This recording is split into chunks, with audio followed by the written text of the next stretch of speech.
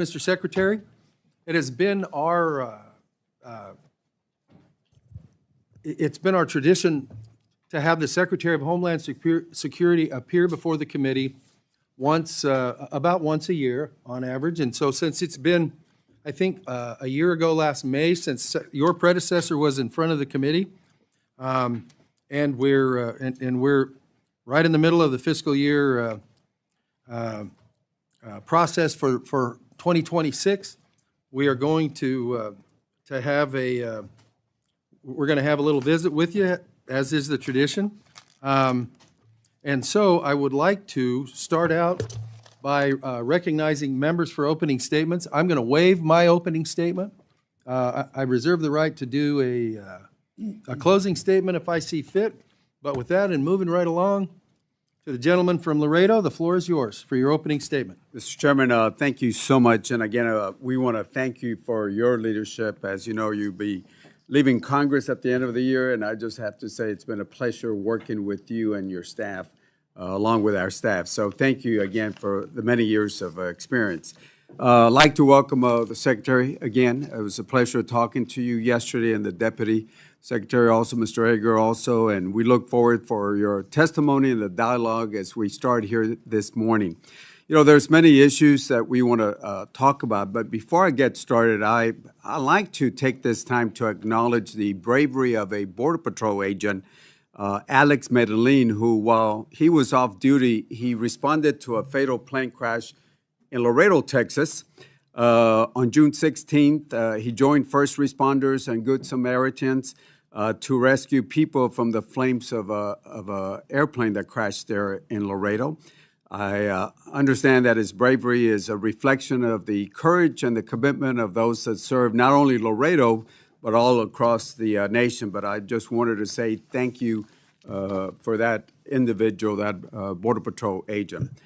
As I move forward, we certainly want to look at hearings that we've had in the past, and I think it's we know the work that Homeland does. It's critical to the national economic security, safeguarding physical and technological infrastructure and networks, encourage and making sure that we counter the foreign threats.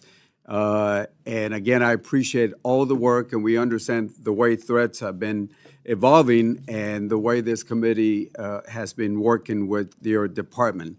Let me start off with the $260 billion from reconciliation.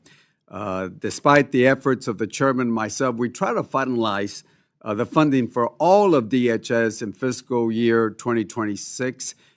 We tried, didn't get to that, but we do know that there was a reconciliation that added $260 billion to the department. I'm a big supporter of the department, but I'm a big supporter of Article 1 of the Constitution. And that $260 billion it's more than 4 times that Congress usually allocates to the department in one fiscal year, not including the disaster relief fund. These funds were never considered by the members of this subcommittee, nor did the reconciliation include a single safeguard to keep the funding accountable to the taxpayer. That should concern every member of this appropriations panel. The power of the purse and the duty of oversight are inseparable, not because Congress is entitled to this authority, but because the American people deserve accountability. We attempted during the markup to add additional oversight to the reconciliation through various amendments, but we were not able to do that. We did have a few of those amendments that were put in the chairman's mark, and I certainly want to thank the chairman for adding some of that. A lot of the language that we were trying to add had been there for many, many, many years, but were lost when the Border Patrol and the ICE were removed from the FY26. And I'm a big supporter of ICE, of Border Patrol, but I want to see those safeguards. And they've been common sense measures like reporting deaths in federal custody, minimum standards for detention contracts, partnership agreements, and certainly protections, as we talked yesterday about the Riverland in my district. I do want to say that I am thankful to the chairman because he did reserve some of those protections in the chairman's mark, and I certainly want to say thank you for that. I believe in strong border security, but it's got to be more than fiscal barriers, especially to the border communities where we've had historical lows. I think the numbers have gone down by 96%, and I congratulate all of y'all. I did not support open borders, and I do not support open borders. But again, we got to have the right measures at the border. And keep in mind, the numbers went down without a single foot of border wall being constructed, without a single foot of border wall constructed. In my opinion, it's something that I've advocated for many years. You got to have repercussions at the border. You can't slap people on their hands and say, come into bienvenidos a los Estados Unidos. You got to have repercussions at the border. And then at the same time, you got to work with our neighbors, Mexico and other countries. And again, numbers went down. I believe that your numbers are at 96% without a single foot of border wall. But again, we got to look at what's important, and technology, intelligence, well-trained personnel. I think we have reached almost 21,500 Border Patrol agents, which I support, and I supported funding for our Border Patrol. But we got to include our communities when we talk about border securities. The right policies matter. And as I mentioned, repercussions at the border for anybody that enters the border, the United States illegally, we got to have those repercussions. The reality is the $260 billion that we added, it's going to run out. It's going to run out in 3 years. And when we talk about hiring, the 21,500 Border Patrol agents, and as you know, the reconciliation added 3,000 agents to this, but at the end of this, we got to annualize their salaries. So again, we got a lot of issues that we certainly want to look at, and I look forward to asking some of the questions of Mr. Secretary. It's always a pleasure seeing you again, and the Assistant Secretary. Look forward to working with both of y'all. With that, I yield back the balance of my time. Thank you, Mr. Cuellar. So I'm going to go to you now for questions. Shall I deduct a minute 44 from your questioning? No, sir. You should add an additional minute and a half. Thank you for your advice. I want to let the committee members know that we had a couple of ways to go with this, and so I thought it would be, especially with what's going on or not going on the floor, or that we don't know for sure what's going on the floor. We're not going to do 2 rounds of questioning, but Mr. Guest, would you like to come grab your seat? Or are you sitting by the door for reasons the rest of us should know about? If there's a problem, we'd like to go too, but anyhow. So we're going to do 1 round of 8 minutes per person to allow you, since it's been over a year, to allow everybody to have a good shot at having a discussion with the Secretary, but that's it, 1 of 8. And so, and I am going to attempt to be fairly disciplined about the 8 minutes. But with that said, we're going to turn right around. Oh, yeah, that's right. Mr. Secretary, would you like to do an opening statement? Well, for the sake of time, and I think you're pushing pretty quick to get in and out, I will do what you did and waive opening statement. I think the ranking member is going to ask me the questions that he talked about, so I'd be happy to address all those. I wrote them down here and discuss them, and I can discuss them through the open market or opening, or if it's part of your questions, I'll just defer to you when you ask the questions, because there's several of them here I want to address. As you can see, the Secretary's training as a member of the House of Representatives is still strong in his ethos. Well, I think it's part of the Senate that taught me best, but I'm kidding. Well, okay, those 8-minute questions. I was moving to first, 20. that's right. So with that, we're going to start with questions. I don't see Ms. DeLauro here yet for her opening statement. So, Mr. Cuellar, the floor is yours for 8 minutes for questions of the Secretary. Thank you, sir. Again, on the oversight provisions that we've had, detention, all that we had. Look, right now we know, look, next year there might be a different chairman here, and we are certainly going to put it in the chairman's mark on this. But you voted on this, I assume, when you were in the House and the Senate, because we've had a lot of those provisions. Standards in detentions, the protections that we talked about yesterday. We added under what I call the Trump 1 administration 6 protections: SpaceX, the Chapel, and all of those protections that we have down there in the Valley. They've been there since Trump 1. We negotiated with, under the Trump 1, the secretary that was there in your place, and we added those protections. But then when the reconciliation came in, some folks are saying, well, those dollars are outside Congress, so we're going to go ahead and do that. In the chairman's mark, the way I understand it, we did put language there in the chairman's mark saying that those areas will be protected. Texas has 1,200 miles of border, and we just want those 1 mile here, 1 mile here, 1 mile here be protected. And I'm hoping you can work with us dealing with those reconciliation dollars. Thank you, Ranking Member. The reconciliation dollars and appropriation dollars are by statute 2 separate funding and has 2 separate regulations. Same thing with detention centers and reporting language.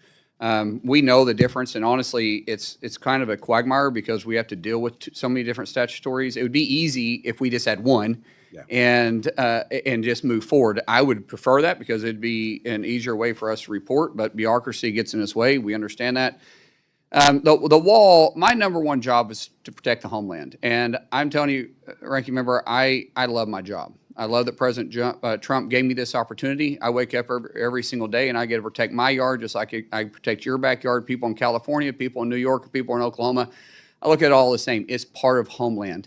And we strive every single day. My deputy, Troy Egger, who is truly invaluable to me, we talk on a daily basis on the best way to deliver this. Rodney Scott, the head of CBP, we're meeting almost daily on the wall.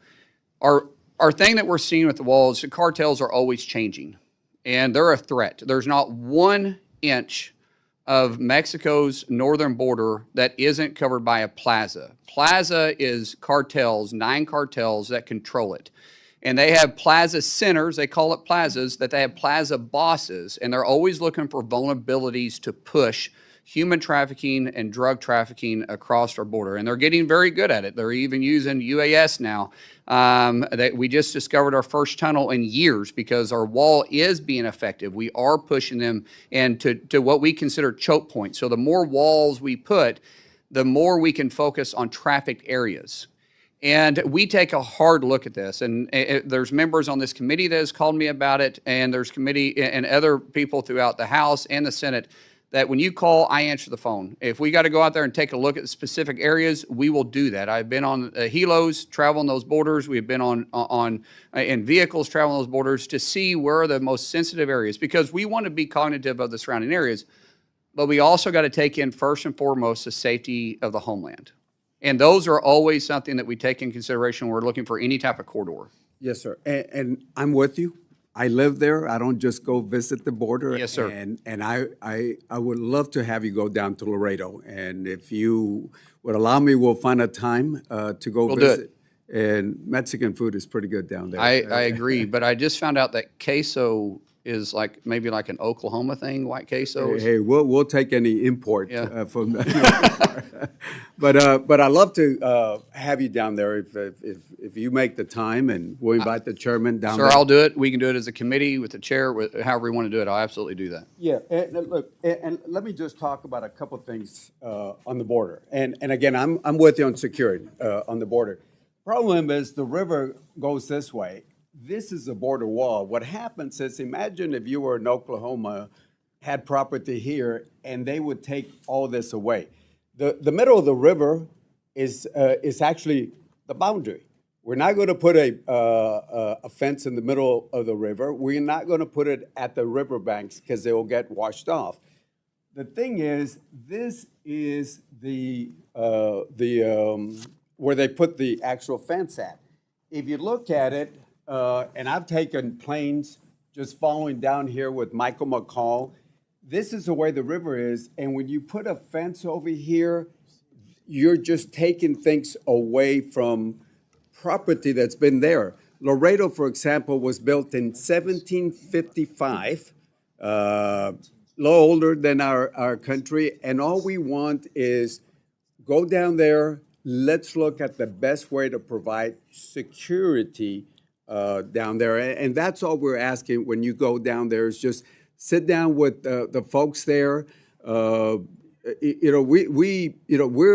patriots down there. We've been around for a long time. We live there.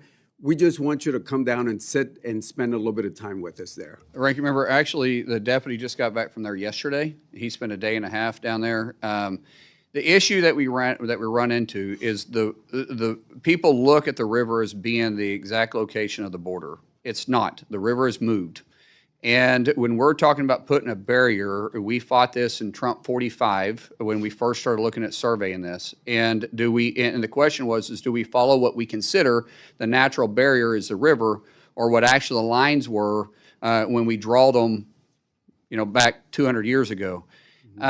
It was because of some of the court rulings, it came to that we have to look at where our actual border is, and that goes back to the Roosevelt line. So when we start looking at the Roosevelt line is where we try to put it at. And there's some circumstances where we can't always run the Roosevelt line, but where we can, we do. But that's where we try to run is our true borderline. Right. And we have fences down there in the valley, with the exceptions of those 6 exemptions that I talked about. There's our numbers from Border Patrol. Even with the fences, look at the heat maps. You still have people addressing. And if you ask any Border Patrol chief, I haven't asked this Border Patrol, but I've asked Border Patrol chiefs from Bush 1 all the way up to except for this current one. And I've asked them, how long does a border fence slow down somebody? And they have always said from a few seconds to a few minutes. So again, I'm for border security. I got about 20 seconds left because I'm going to make sure we follow this. But look, we can talk about it. I'm for border security. You're for borders. All I ask you is go down there. I understand Tom Holman was down there also in Laredo. Appreciate notifications before instead of hearing that from my mayor and other folks.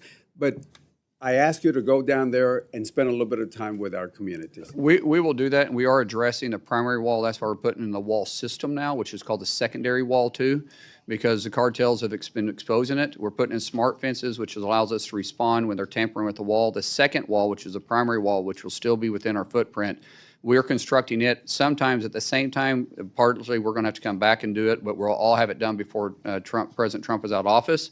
We'll have the complete primary and secondary wall done.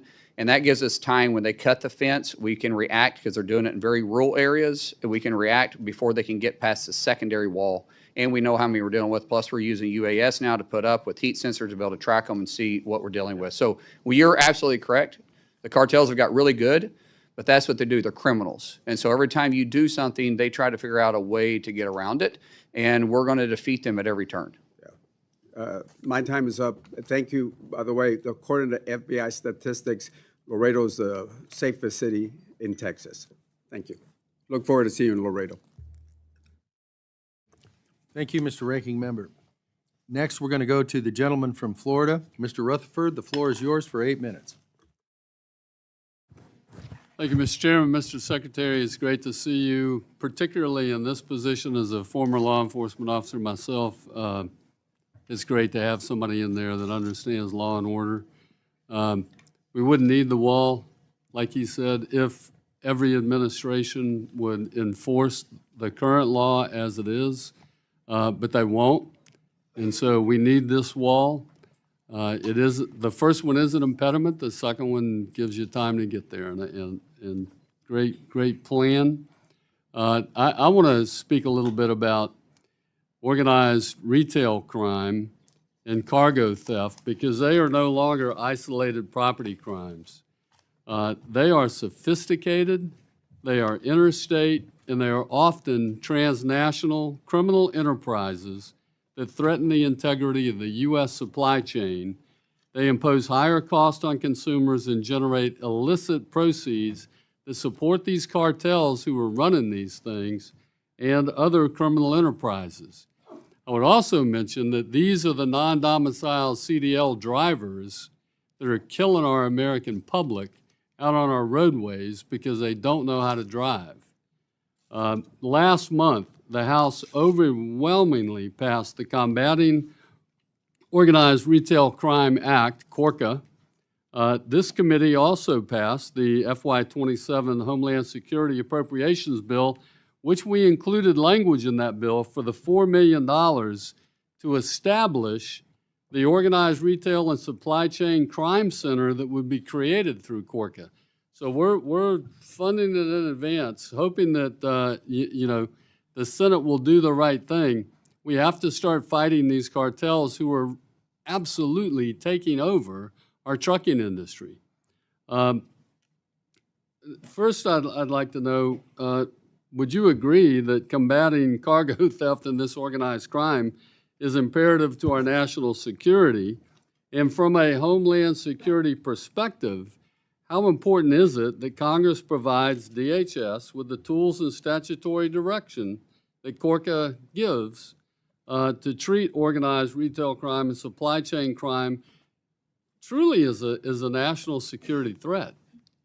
Thank you, Sheriff or Congressman, for the, I've called you Sheriff for so Sheriff, long. please. Yes, okay. Yeah. Sheriff, thank you for that question. It is something that we're seeing organized crime expanding into. Unfortunately, underneath the Biden administration, they had 4 years to build a network because there was just no enforcement on this. The Trump administration has had a zero policy, and we're kicking all the networks. We're going from the cities on down to the borders. That's part of the president's enforcement and going by city because they do have networks there. And what we're seeing is cartels and other organizations that are, because of the drugs that we are having a strong effect on, because of the human trafficking that we have taken away from the borders, from the ability to traffic humans and across, they're moving more towards the retail theft. There's been a kind of hands-off policy. We're seeing this really bad in sanctuary cities. We're seeing as CDLs drivers that they're not required to have the same amount of training or hours in a truck or months or years of service. They can just simply switch their DOT number out and move right on. And we're seeing that they're directly tied to it, and we're seeing CDLs come out where it just simply says no name.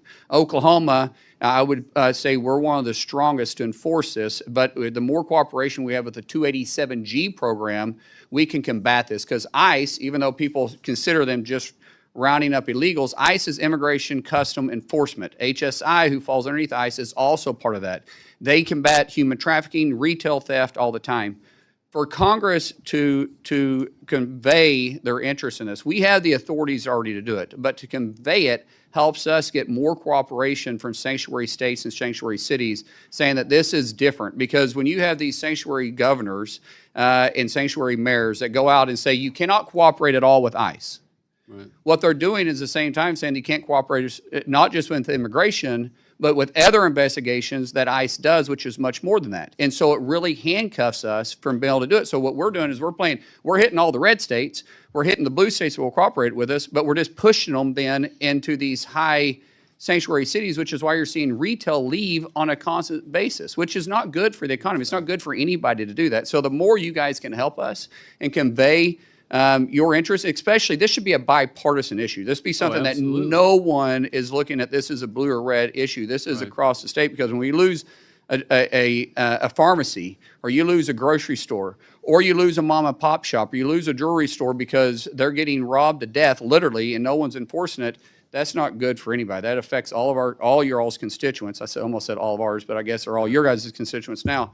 And we just simply want to enforce laws. What we don't do at DHS is pick and choose which law to enforce. We enforce the laws that Congress passed. Right, and I think it's important that DHS and DOT, that we come together on this, because part of the enforcement, I can tell you, if you want to end this, let's start seizing some of those trucks instead of giving the, passing the cargo on, and when we stop these Right. We have the authority. drivers who are violating cabotage, let's start some seizures and forfeitures on these vehicles, and that'll stop. We actually have that authority through the 287G program, and when I go back to Oklahoma, even though we have 4.3 million people in the state, we have more arrests under the 287G program, and we've revoked and confiscated more illegal CDL drivers than any other state. The only one that has more arrests is Florida. Their population is quite different. Oklahoma has stopped, revoked license, and arrested and confiscated vehicles more than any other state because we have complete cooperation with the 287G program. You know, I'm glad you brought up 287G because that leads right into my next issue. Because when I was sheriff, I started a 287G program within my jail. I didn't know it was that old. Oh yeah. I'm kidding, sir. Thank you. But here's the thing. We've made significant investments in the program, and I want to say thank you. You all have done so much in expanding the 287G program across the country. I think there's now over 2,000 state and local agencies involved in the program. That's phenomenal. So can you talk a little bit about that and how important that is? I can tell you the former ICE chief who retired told me in the hearing, it's the best thing since sliced bread. And we can't get these darn sanctuary cities and states to participate in this program. And I like your idea, Mr. Secretary. We need to find a way to hold them accountable. Yeah, so the 287G has been super successful for us. One of the things that I want to kind of tie back to, because again, that's allowing us to have the partnerships with all the sheriff organizations. The Secretary has been very focused on recovering UACs. Children that made it across the border, 450,000. Through the Secretary's leadership and working with the White House, we've been able to use the 287G program. We've been using Big Beautiful Bill money to actually work and fund that, basically helping the Sheriff's Department and going out and working with us to help us locate these kids. We've located over about, 108? Yeah. 147,000. 147,000. And again, it really thanks to you guys funding the Big Beautiful Bill, being able to give us the money. And really with the partnerships with the sheriffs, this also helps build your local communities. This money goes directly to them. That helps them build up their facilities, their capital, their cars, all of that stuff. So thank you. Thank you very much. And Mr. Chairman, I see my time is up, and I yield back. Thank you to the gentleman from Florida. You are now tied with the gentleman from Laredo for best timekeeping skills. It is my understanding that the distinguished ranking member of the full committee wants unanimous consent to enter her opening statement in the record. So if that's true, without objection, so ordered, and the floor is yours for 8 minutes for questioning. Okay. Well, I was just going to say, because I was late and my colleagues have been sitting here as I do want to put my statement into the record, but let me just have my colleagues go first and then I'll come back, okay? Thank you. Thanks, Mr. Chairman. Yes, ma'am. Your statement will be entered in the record, and we very now much. recognize the gentlelady from Illinois for 8 minutes for her questions. Secretary Mullin, I want to discuss FEMA's denial of disaster assistance for families in Illinois. You and I both come from communities that deal with tornadoes. Just last week, Northern Illinois was under a tornado watch as severe storms swept through the region, downing trees, disrupting flights in and out of Chicago, and leaving thousands without power. And between August 16th and 19th of last year, severe thunderstorms, extreme rainfall, flooding, and damaging winds impacted communities across Northern Illinois. Homes were damaged, roads were flooded, power lines were down, and families suffered significant losses. Illinois requested a major disaster declaration that included individual assistance, which helps affected families pay for home repairs, property losses, childcare, temporary housing, moving assistance, moving expenses, and recovery costs. FEMA denied Illinois' request in October. Illinois appealed in November. Then on February 7th, 2026, FEMA denied the appeal and reaffirmed its decision. Unfortunately, Illinois is not alone. Since President Trump took office, the number of disaster declarations approved has been 30% lower than the historical average. And there's reason to be concerned that they're being politicized. An analysis from March of this year found that FEMA approved just 23% of disaster requests from Democratic-led states compared to 89% from Republican-led states. Don't get me wrong. Concerns about FEMA's response are coming from both sides of the aisle. including from your former Republican colleagues in the Senate. This should not be a partisan issue. Americans expect timely disaster assistance decisions that follow the law, not politics.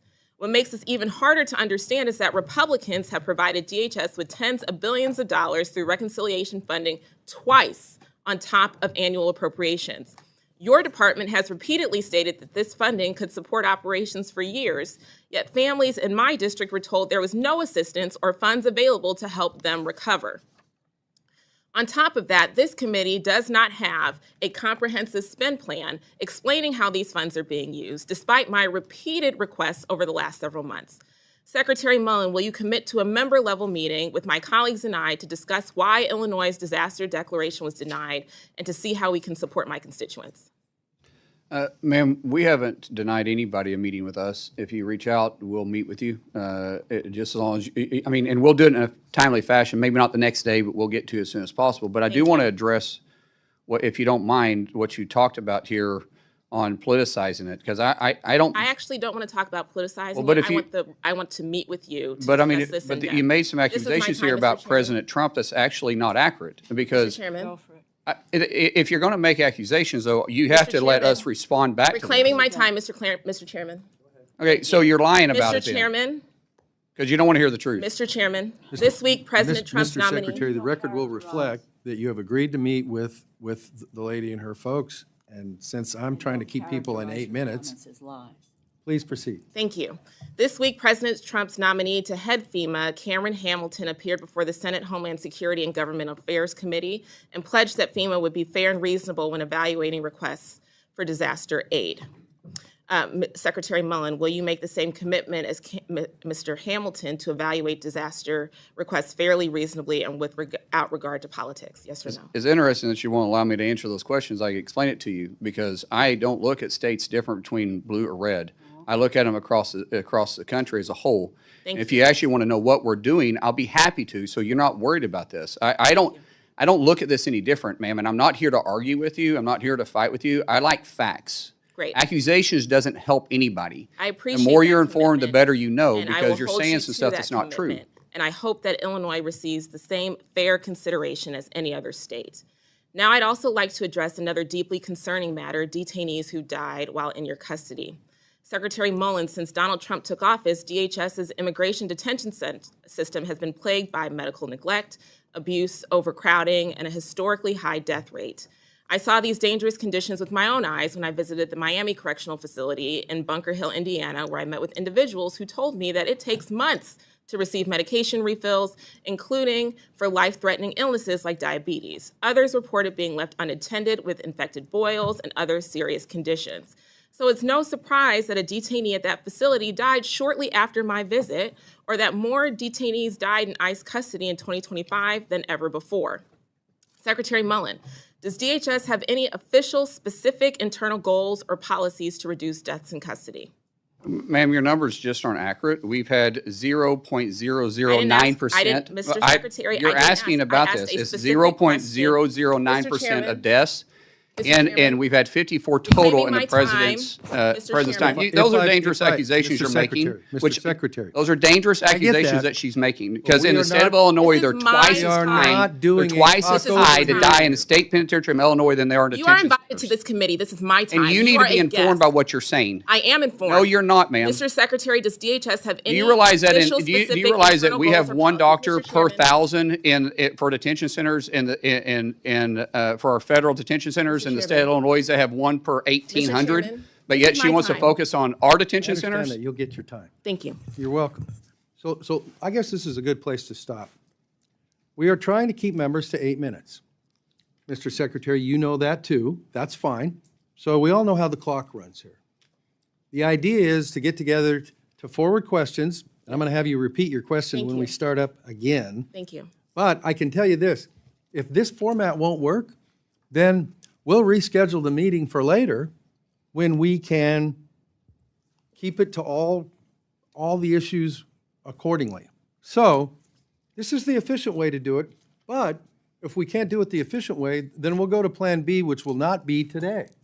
And I don't mean that as a threat to anybody. I'm just saying this is not Meet the Press or Fox News or whatever, for anybody involved, it's what's the question, what's the answer? Mr. Secretary, if you need more time to respond to that, the committee will make any of your comments part of the record, and we will endeavor to make sure that you get to meet with whoever wants more time.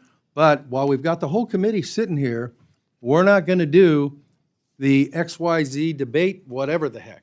So, ma'am, please repeat your question, and as near as I can figure, you got about 4 minutes left.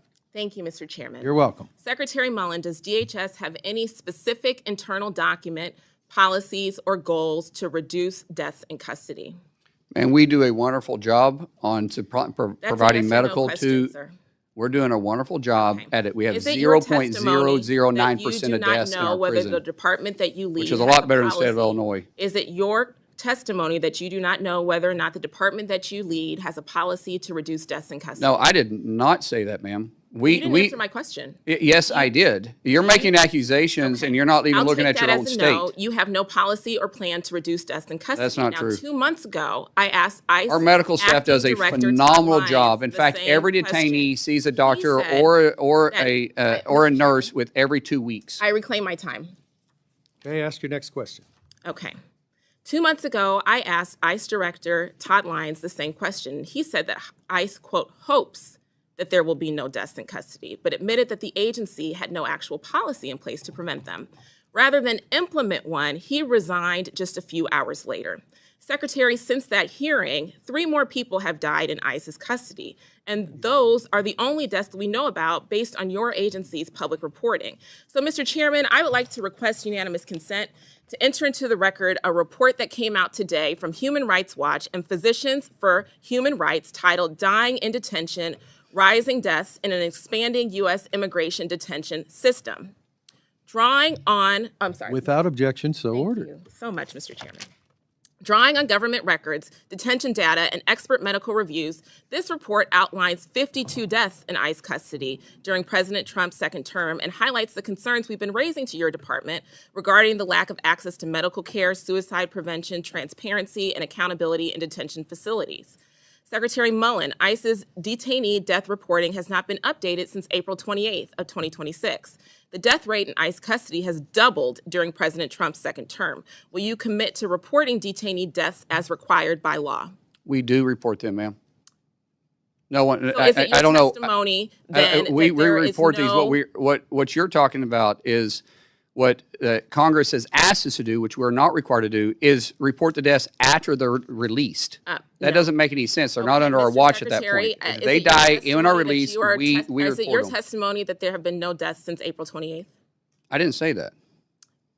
Okay, so are you going to commit to complying with the required reporting requirement? And we were shut down for Okay, 115 under days under this reclaiming my department. time, So I don't know what Secretary. we just now reopened. So I don't know what reports Mr. you want us to Chairman, do I when don't you're know what to willing tell to you, fund Mr. us. Chairman. You want the reports, but you don't want to The fund us? That makes no Secretary's belligerent sense. here and has been taking up my time. What's your next question? My next comment is that the ICE No, there's no director- questions. It's just comments. No, I had a question. He didn't answer my question.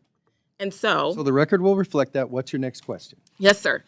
There is a policy of reviewing and publicly reporting deaths that occur within 30 days of a detainee's release from custody. And that policy existed to prevent ICE from avoiding accountability by releasing seriously ill people shortly before they die. And as a nurse, I find this deeply troubling change in their reporting posture. Families deserve answers, and Congress should be able to conduct oversight, and the American people should have confidence that deaths connected to federal detention are not being hidden through administrative loopholes or filibustering. Transparency is not optional. There are laws and reporting requirements, and if this administration is unwilling to account for what happens to people in its custody, then it's Congress's role to question whether it deserves more authority, more detention capacity, or any additional cent from the American people. Mr. Chairman, thank you for letting me finish my comments, and I yield back. Thank you. You have been much more timely than a couple of your predecessors on either side of the aisle, and I appreciate that. Mr. Shreve, you were here first. Are you having a good time so far? The floor is yours for 8 minutes for questioning. Thank you, Mr. Chairman. I have been interested by the chippy discussion this morning, and the subject is important. I appreciate this opportunity to put some questions to our Secretary. Mr. Secretary, thank you for being with us. Saw you in Indianapolis not too terribly long ago when you came in with Senator Young. So congratulations on the new work. I want to use my time to focus on some practical issues that matter to my home state. The subjects are roadway safety, trade processing, and counter drone readiness. And so if I could start with roadway safety, Sheriff Rutherford spoke in this lane to some degree, but Indiana, like Texas and other states, specifically suffered 2 crashes recently involving individuals that were unlawfully present in the U.S. operating commercial vehicles. 5 Hoosiers were killed. These tragedies expose a weakness in our federal verification system. In both cases, the drivers were able to obtain or to maintain CDLs, commercial driving privileges, because the DHS SAVE system did not accurately reflect their immigration status. That's why I introduced the Verify Act. The purpose is pretty straightforward. It modernizes SAVE to make sure states have accurate, timely immigration information before issuing or renewing licenses to people that can plow an 80,000-pound rig up and down our highways.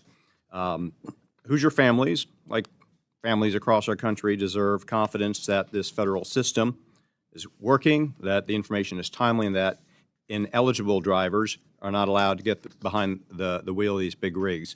Mr. Secretary, how will the Verify Act help ensure that states can quickly identify, timely identify illegal aliens before licenses are issued or renewed? And if I may append to that, what additional steps is DHS taking to ensure that CDLs meet all federal requirements that are already in place, sir?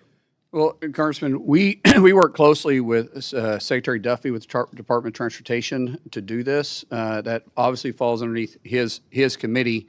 But we do find them on the road when we're enforcing 287G, and when we do, we report it to him. So when we're doing road enforcement, we work hand in hand with the Department of Transportation. When it actually comes to the license being sent out, we can investigate them if they're being done illegally. The standards that is set for federal, not state CDLs, but federal, so if you're crossing state lines or interstate versus intrastate, when that happens, we are constantly in communication with other agencies as well. So some of this stuff, especially if it's negligent, we can work closely with the FBI if we feel like it's organized crime, to which the sheriff referred to a while ago. When we're talking about unlawful CDLs that are issued for international or for intrastate, not just interstate, then we also work closely with the Department of Transportation. We go after the illegals that shouldn't ever have the documentations to begin with. So when we find the documentations, we work with that.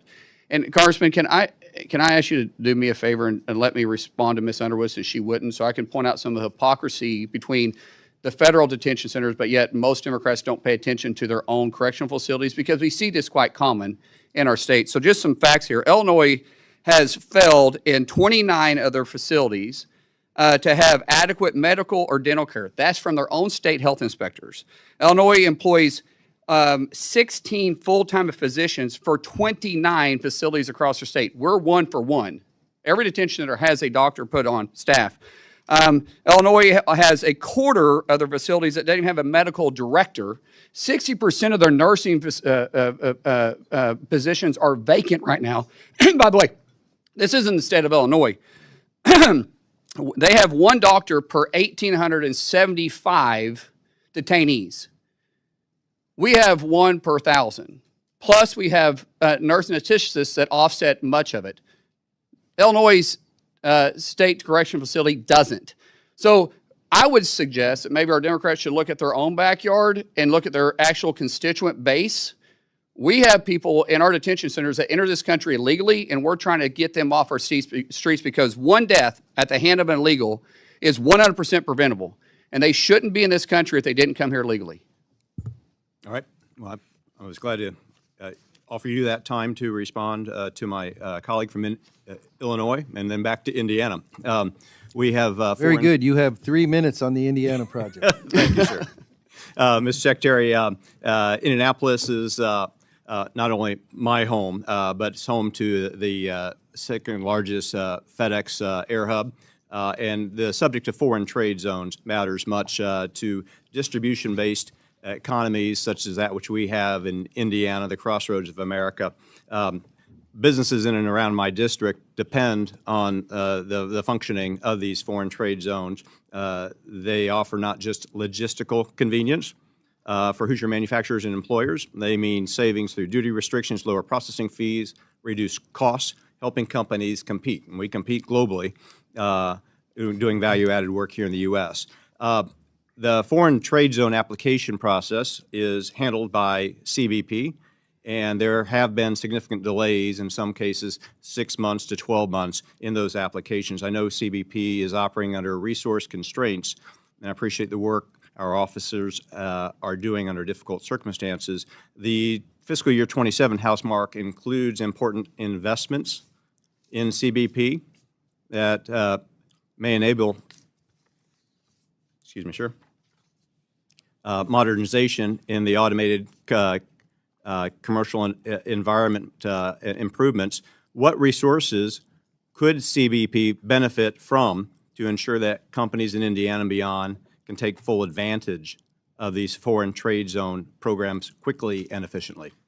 Consistent funding is the most important thing we can have, which is what Reconciliation 2.0 does. It gives us 3 years of full funding, so we can't allow some of the radical that serves in our chambers to play games with our custom border protection. When we talk about having funding that's been shut down 4 times over the last fiscal year, the last time was 115 days, it makes it very difficult for us to deploy new technology, more techniques, and it's very hard to hire when you're shut down and no one's getting paid. It's very, very difficult.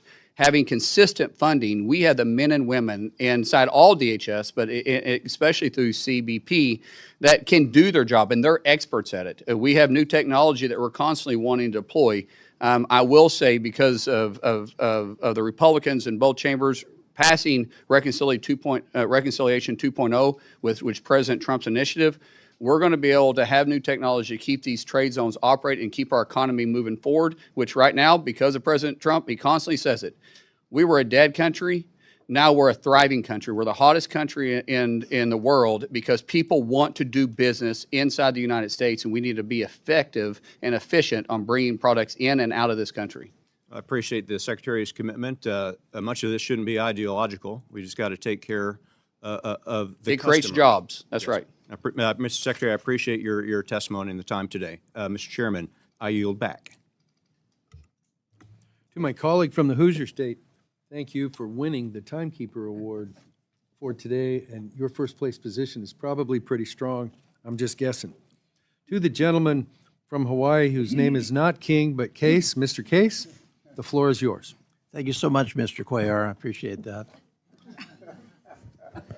I see that your time has expired. You got an extra 8 minutes on. Mr. Secretary, I want to return to a point that Mr. Cuellar for real made in his opening statement, which comes down to this basic point. We've thrown a heck of a lot of money at Homeland Security in the last few years. We started with a base budget for Homeland Security of $62 billion in FY 2025.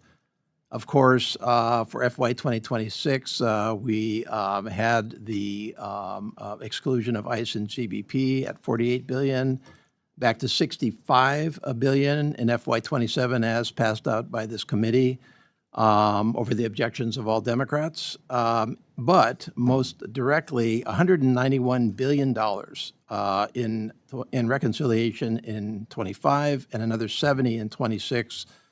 For a total of $261 billion. Now, granted, that's spread out over a number of years.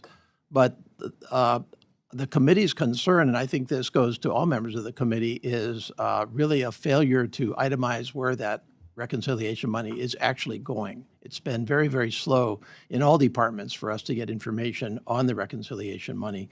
And so I'm just wanting to understand what information the department has provided to the committees of jurisdiction, both funding and authorization, on your actual utilization of the reconciliation monies. And, I asked that in the two tranches. First of all, the 191 billion. Do we have the information from you we need now to know where you're spending that money? And then the 70 billion as well, which is more recent, granted, but we still need that information to make budget decisions.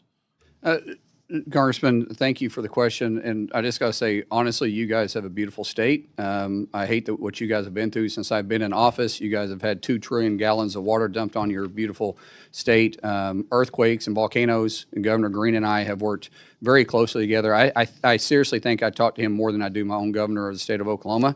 There's not a week that goes by we're not visiting. We've done pretty good about getting you funding there. It's interesting because through reconciliation, we're required by statute on what we report and what we don't report. Because we had to go through reconciliation to get funded, and it shouldn't have been that way. I would have loved to have done it through regular order because we had some substantive changes that was in the first bill that we brought up, but because we started playing politics with it, and I'm sure that wasn't you, but there was politics that's played with it, because there's no excuse for not funding ICE and CBP. There's reconciliation issues that on the statute side of it, but we are trying to be as transparent with all the dollars that we spend. There's nothing that we don't want to share. We have nothing to hide. I tell all of our employees, we do stuff here. I don't do anything under the table. I understand that we were way behind on reporting from the previous secretary. We're trying to catch up on all the letters that was sent. We're trying to catch up on all the requests that was sent and some of the stuff that we're behind. We're not there yet, but I can tell you, I'll let the deputy talk about this. His office and the undersecretary's office, once it gets filled, works on this nonstop. So the short answer is we, especially for the 191 billion, we have all the detail that's required. I did see letters coming through from this committee asking for this information. Of the 191, there's approximately 124 billion that we've actually apportioned, worked with OMB going through, and we've committed or obligated about 66 billion at this point. And has that information been made available to us? It will be made available. There's the reporting process that and like the secretary said, with the delay, we've had a lot of challenges with the back office with all the delays with the shutdowns, but we'll be getting everything updated. And then within the department, we absolutely track this very carefully. Okay, and what about the 70 billion? Is that not due to us yet? The 70 billion obviously passed fairly recently. All the department or the two areas, ICE and CBP, are putting together their spend plans, working with OMB to get the apportionments. And once the apportionments are in place, we'll start working through the obligations that'll follow the same path that we're going through right now with the 190 billion. Okay. One of the concerns with the 70 billion as we went through that debate was that 5 billion of that 70 billion was allocated to the Secretary's office unspecified. First of all, do you agree with that? I just want to make sure we're on the same page. And second, what exactly are the plans for the Secretary to have 5 billion to spend at his discretion? Yeah, the 5 billion is very similar to what you saw in the 190 billion OSAM fund that we had out there for the Secretary. And it's really kind of broken up into kind of two categories between the judicial or stuff that's done non-immigration and the 2.5 that would be potentially stuff that we could do to augment stuff. And the example that I would say the Secretary's been very focused on is counter UAS. So this type of money outside of a program of record allows the Secretary the flexibility to whether, where we're only spending $40 to $60 million a year, he can go all in, set up a task force and put in, up to probably 500 to 600 million at his discretion. And we're also doing 3.5 billion is going to ice cutters. We had one ice cutter. President Trump's initiative is get us up to actually get to 50, but we're doing 11. We're buying some of that through Section 90007, which is the Secretary's fund, replenishing some of it with the $5 billion out of this reconciliation 2.0. This is also the way we're able to keep CBP and ICE operating during the 115-day shutdown. And then the counter UAS, we're vulnerable, extremely vulnerable, and it was it was made more apparent during our preparation for FIFA. So for the first time in history, we have all 11 stadiums covered with counter UAS. That's never happened before. In fact, none of these stadiums even had counter UAS. So this funding, because there's no line item for counter UAS in our budget, we were able to use this funding, which is a lot because we got to work with local partners and we also got to reimburse certain agencies too. So this gives us the ability to flex when we need to because of the new threats that are facing the homeland every single day that isn't always line item. Okay, thank you. I think we all want the information on how you're spending that money very transparently. I appreciate your comment on transparency. And by the way, I don't want to let your comment on FEMA's help to Hawaii go undiscussed. We have, in fact, had major challenges, and FEMA has been very, very good. And in prior hearings with your predecessor, I commented in particular that what appeared to be a vendetta against FEMA was completely uncalled for, given what FEMA has actually done for Hawaii on the ground with 3 straight disasters in the last couple of years. So appreciate your partnership on that. Governor Green has been very helpful in this because the way he reports to us when some governors don't, his accountability, what he says, what he gets reports in on a timely manner, the way he communicates is the key to getting this done. I'm texting him as we speak to say that you're saying nice things about him. So Don't say it, don't publish it. I hope that doesn't on. This is published. My time is about to expire, and I'm not going to incur Mr. Cuellar's wrath. And so I'm going to list some questions for rhetorical purposes. Why does the Coast Guard need $2 billion more in the supplemental, which was submitted yesterday, number one? Will you reverse course on the cuts to CISA, which I think are penny wise and pound foolish? How much do you actually, I'm going to stop right there because I'm over time. I don't want to get in trouble. Can I answer those real quick? I can do it real quick. So, No, Mr. Secretary, I can make it easy for you. Yeah. I am going to yield Mr. King, who some know as Mr. Case, 2 minutes of my questioning time for you to answer those 2 questions. well, it won't take me 2 minutes. So the $2 billion supplement fund that we sent back, we've had a tremendous amount of more expense because of the threats that are facing us with the actions in Iran. Plus the narco boats that we're having in, those weren't there. The president has put a tremendous amount of emphasis on putting new cutters on the water and utilizing the Coast Guard in a way that hasn't been used before. That comes with manning power too. And so the $2 billion to stand up to meet the force needs of us moving forward, and also on some reimbursement costs that we incurred during the shutdown. So while we're shut down, DOW was paying our fuel bill.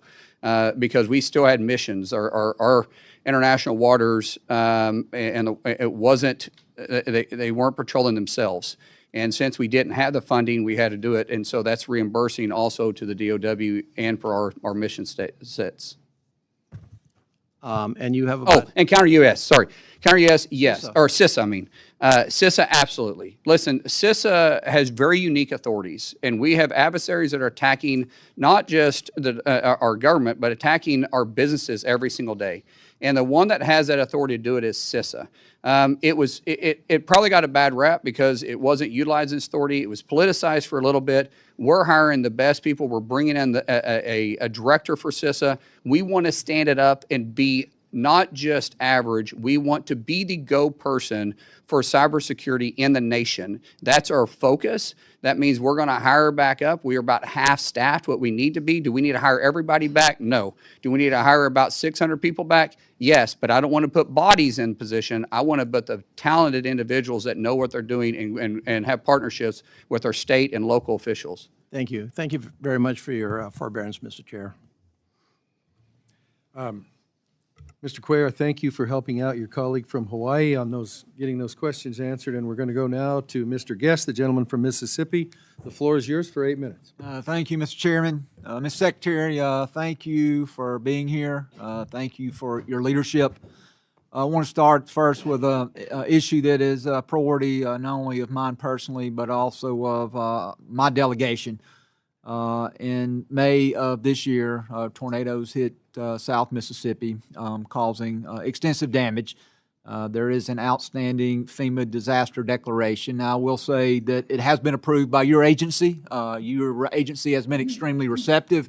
We have contacted FEMA, and I can say that they have provided all the information that we've requested, and you have done everything on your end and your agency's end to try to get Mississippi the needed relief.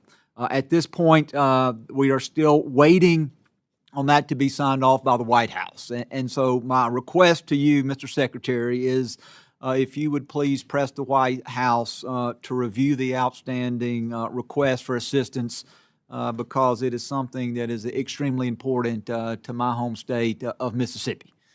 Ms. Secretary, thank you for the work that you've done in securing the World Cup. I know that we are now 2 weeks in, and it appears that the World Cup has been a great success for America. I have enjoyed watching videos of fans from across the world come to some of the 11 host cities across the country. Speaking of the reception that they've received, getting to experience American hospitality and getting to feel secure in the 11 different sites that you and local and state agencies are responsible for securing. You mentioned some of the challenges, the UAS, anti-drone, some of the challenges securing the stadiums themselves, and then some of the outer events that are occurring. And so as we are 2 weeks in, just kind of want to get your thoughts. I know we're not done. The mission is not complete. But one, I want to congratulate you, but I also want to get your thoughts as at this point, kind of give us an update on where we are 2 weeks into the FIFA World Cup. Thank you so much, Congressman. First, real quick on the disaster, the president's well aware of Mississippi. Him and I, actually, he was texting me while the governor was texting me. Cindy Hyde-Smith was in the vehicle with him, and we were working together. I turned around and called the president. The president said, make sure they get the disaster relief or the disaster declaration over to me. We'll start working on it. We're waiting on preliminary numbers to come in that the governor knows about. When he sends us to us, he'll go straight to the president, get to the president's desk, and we'll put in. But they're still assessing the damage there, which was horrific. The discussing FIFA, thank you. DHS has done a phenomenal job, and keep in mind, we're shut down through the majority of this, trying to stand this up. We have 78 Super Bowls in 11 cities in 38 days. Plus, we're assisting 13 games in Monterrey, Mexico, and Mexico City. So we've been spread thin. We couldn't do it without our private partnership and public partnership in our state. This hopefully can show that DHS, with CBP, with ICE, with TSA, with the FBI, we can work together and have a good working relationship when we're looking all together for enforcing laws and making sure that we're safe. So when we're working in New Jersey or we're working in New York or we're working in Seattle or we're working in LA, we're working flawlessly together. And hopefully we can do that to enforce other nations' laws too, because we've had no serious major incident. Now, there's a lot of fans that go around. Things happen. But there's been no serious issue. We've had some threats come up. We've been able to knock it down because of our relationship with FBI plus ICE, which has HSI, which can investigate, go make the arrest. So we've had a great fan experience. We've got great rapport back from our fan base. Even in the fan zones that they have set up for the fans that experience the games that can't get in, we've had a great time. We do have a tremendous amount of counterfeiting. We're starting to see more human trafficking come in place. Just in Dallas last week, we rescued 4 kids and 1 adult female, arrested over 90 people that was involved in that human trafficking ring. We continue to push on that, but because of our great men, women in uniform, not just in DHS, which we have 80,000 badge officers inside DHS, but because of the state and local police and sheriff departments, we're able to say that we have a safe and secure area to which our fans can experience something. And I'm not a soccer fan. I've never been at a soccer game before until LA in our opening day on the 12th of June. I loved it. It's like becoming a NASCAR fan. Watching it on TV isn't as fun as being there in person. And being there in person was something to experience. And so now I find myself watching it all the time in evenings. I'm even going back through and speeding through games, and it's pretty exciting. Well, thank you, and again, the men and women that serve with you and our state and local partners for the great job that you're doing. Congressman, can I use your 30 seconds, 15 seconds of your time Please. real quick?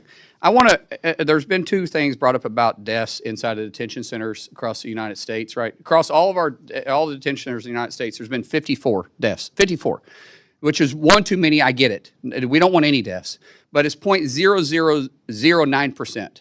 In the state of Illinois only in the last 12 months, and their 29 facilities, 170 deaths. I just want to again point out the hypocrisy from those that are against our detention centers, which aren't even paying attention to their own backyard and the facilities. And by the way, these numbers aren't unusual to state penitentiaries across these blue states. And thank you for the job that you do of providing quality health care to those people that are in detention under your watch. Want to switch and talk briefly about the border. I know Representative Cuellar talked a little bit about the importance. Again, thank you for the incredible job that you and your agency have done. The border is as secure as we've seen in our lifetime. We know that on the budget reconciliation bill that there was money for technology, not only wall construction, but technology. I am a huge fan of the autonomous towers that are there placed along the border. I believe that they serve as a force multiplier, that they allow agents to then perform other missions until they are notified of suspected breaches there along the border. I know that there was a first tranche of money that came out. There's scheduled to be a second awarding or second tranche of money for border security technology. Two questions. One is, can you tell me, if you know, Mr. Secretary, an anticipated timeline as to when those awards will be announced? And then the second part, and then I will let you answer and yield back, is as we look at investing in new systems, I would ask that you take into account the input of your rank and file officers who are there. Too many times it seems like that systems have been purchased, not just within DHS, but across the government, that don't necessarily advance the overall mission of the agency. We don't seek the input of those people who are there going to be operating the systems. And so I know I'm about over, but I wanted to give you a chance to answer those two questions before I yield back. Absolutely. The technology we put in place is technology of today. We don't want technology that we bought last year and it's outdated by the time it gets put in place. So the AI is a game changer. It is a force multiplier. These autonomous towers do allow us to have capabilities that we didn't have in the past, but they've also changed since we first deployed them last year. We're currently going through new testing, new requirements that we see that was holes and laps in the systems, and also greatly taking the input of the individuals that patrol the area and where we need to be paying attention to. Some of those areas just, it doesn't make any sense because they have too much traffic. So when you see it, you don't have time to react. Sometimes it's proximity to a road that we had put it there, and we're not necessarily aware of it because it's not a road that was on our maps, but it's a road that they use or a trail that they use that's well used.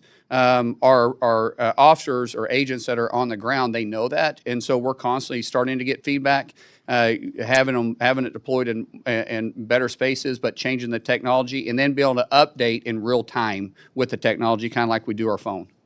Thank you, Mr. Chairman. I apologize for being over time, and I yield back.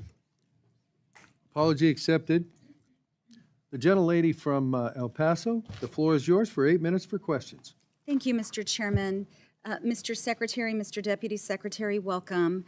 I am going to begin with the positive. First and foremost, thank you so much for the time you made for me and my team recently. It was a really great meeting, and I so appreciated your openness to hearing me out and hearing out the concerns that I brought to you. I also want to thank you because ICE Acting Director David Venturella came to El Paso and he exhibited the same openness. This is quite a turnaround from your predecessor and his predecessor. who I could not secure a meeting with, could not get an audience with, and it was incredibly frustrating. So I want to thank you for that. I also want to thank you. GSA just announced this week that the top 3 bidders for the Bridge of the Americas modernization project have been selected. And as you know, my community has gone through a multi-year process around the modernization efforts. The vast majority of El Pasoans who participated in the process said, let's remove commercial traffic from the center of our city, and let's move it to our other ports of entry that have capacity, and you've upheld that decision that had heavy input from CBP and the community. So it's great to see the progress, and I want to thank you for your support of that as well. There's a couple of issues I do want to raise with you here during my time, local issues. The first, and I had extensive conversations with Mr. Venturella about Camp East, Montana.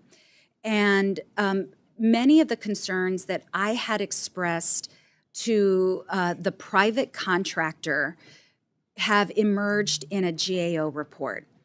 And it has been a very frustrating several months. I know we have a new contractor, for which I'm delighted. But so much of what I had sounded the alarm about really fell on deaf ears.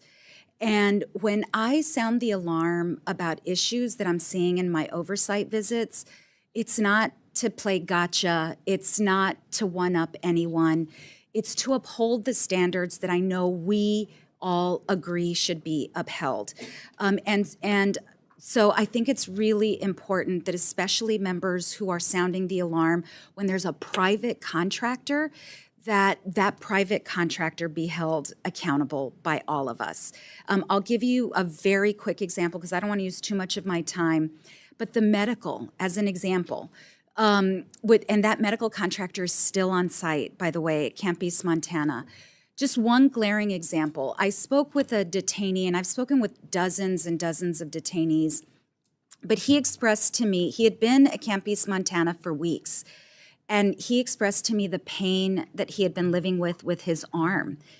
And I asked him what happened. Well, his arm had been broken during an arrest in Minneapolis, and he had been complaining for weeks to the medical about the arm.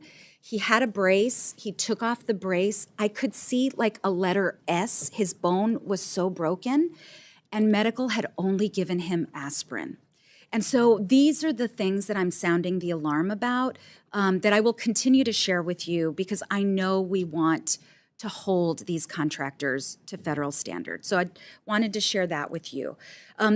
When Acting ICE Director Venturella was in El Paso, we had a roundtable to talk about the 3 warehouses that were purchased by your predecessor in Socorro, Texas, which is in my district. Whoever preceded you that chose those 3 warehouses chose the worst possible location. Mr. Venturella heard from the mayor and from the water district and from the emergency services district. Socorro is actually a very small municipality, and they struggle with water, wastewater, pump stations. Their emergency services district only budgets for their population. And Mr. Venturella heard from our folks. The emergency services district chief told him, I'm going to have to double my staffing if you all proceed to put human beings instead of pecans, because those warehouses were slated for pecan storage. I'm going to have to double my personnel. I'm going to struggle with that. I'm going to have to buy another fire truck. The water district shared with Mr. Venturella just how challenging it has been to get water and wastewater to existing residents.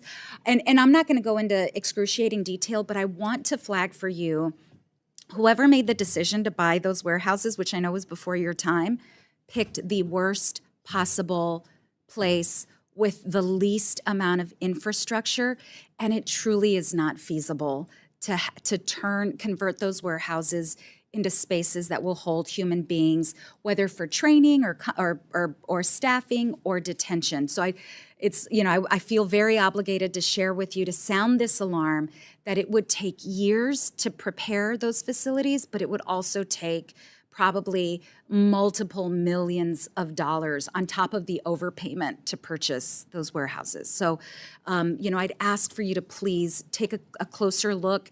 Now that Mr. Venturella has been there, hopefully he has a more kind of on-the-ground perspective about that. We are evaluating all 11 that was purchased. There's some that just, quite frankly, probably won't work. I believe there's at least one in that area that probably just won't work.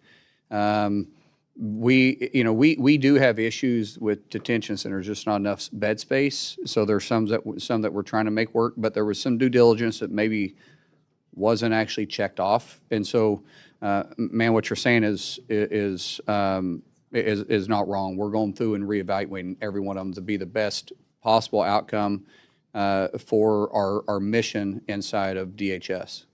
Thank you, Mr. Secretary.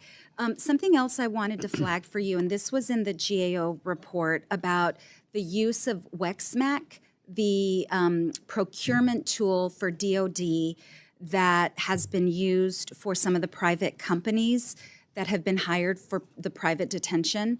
WEXMAC was used. We're not using it anymore, just like. Oh, great. Yes. Okay, that's fantastic. Thank you. That is fantastic news.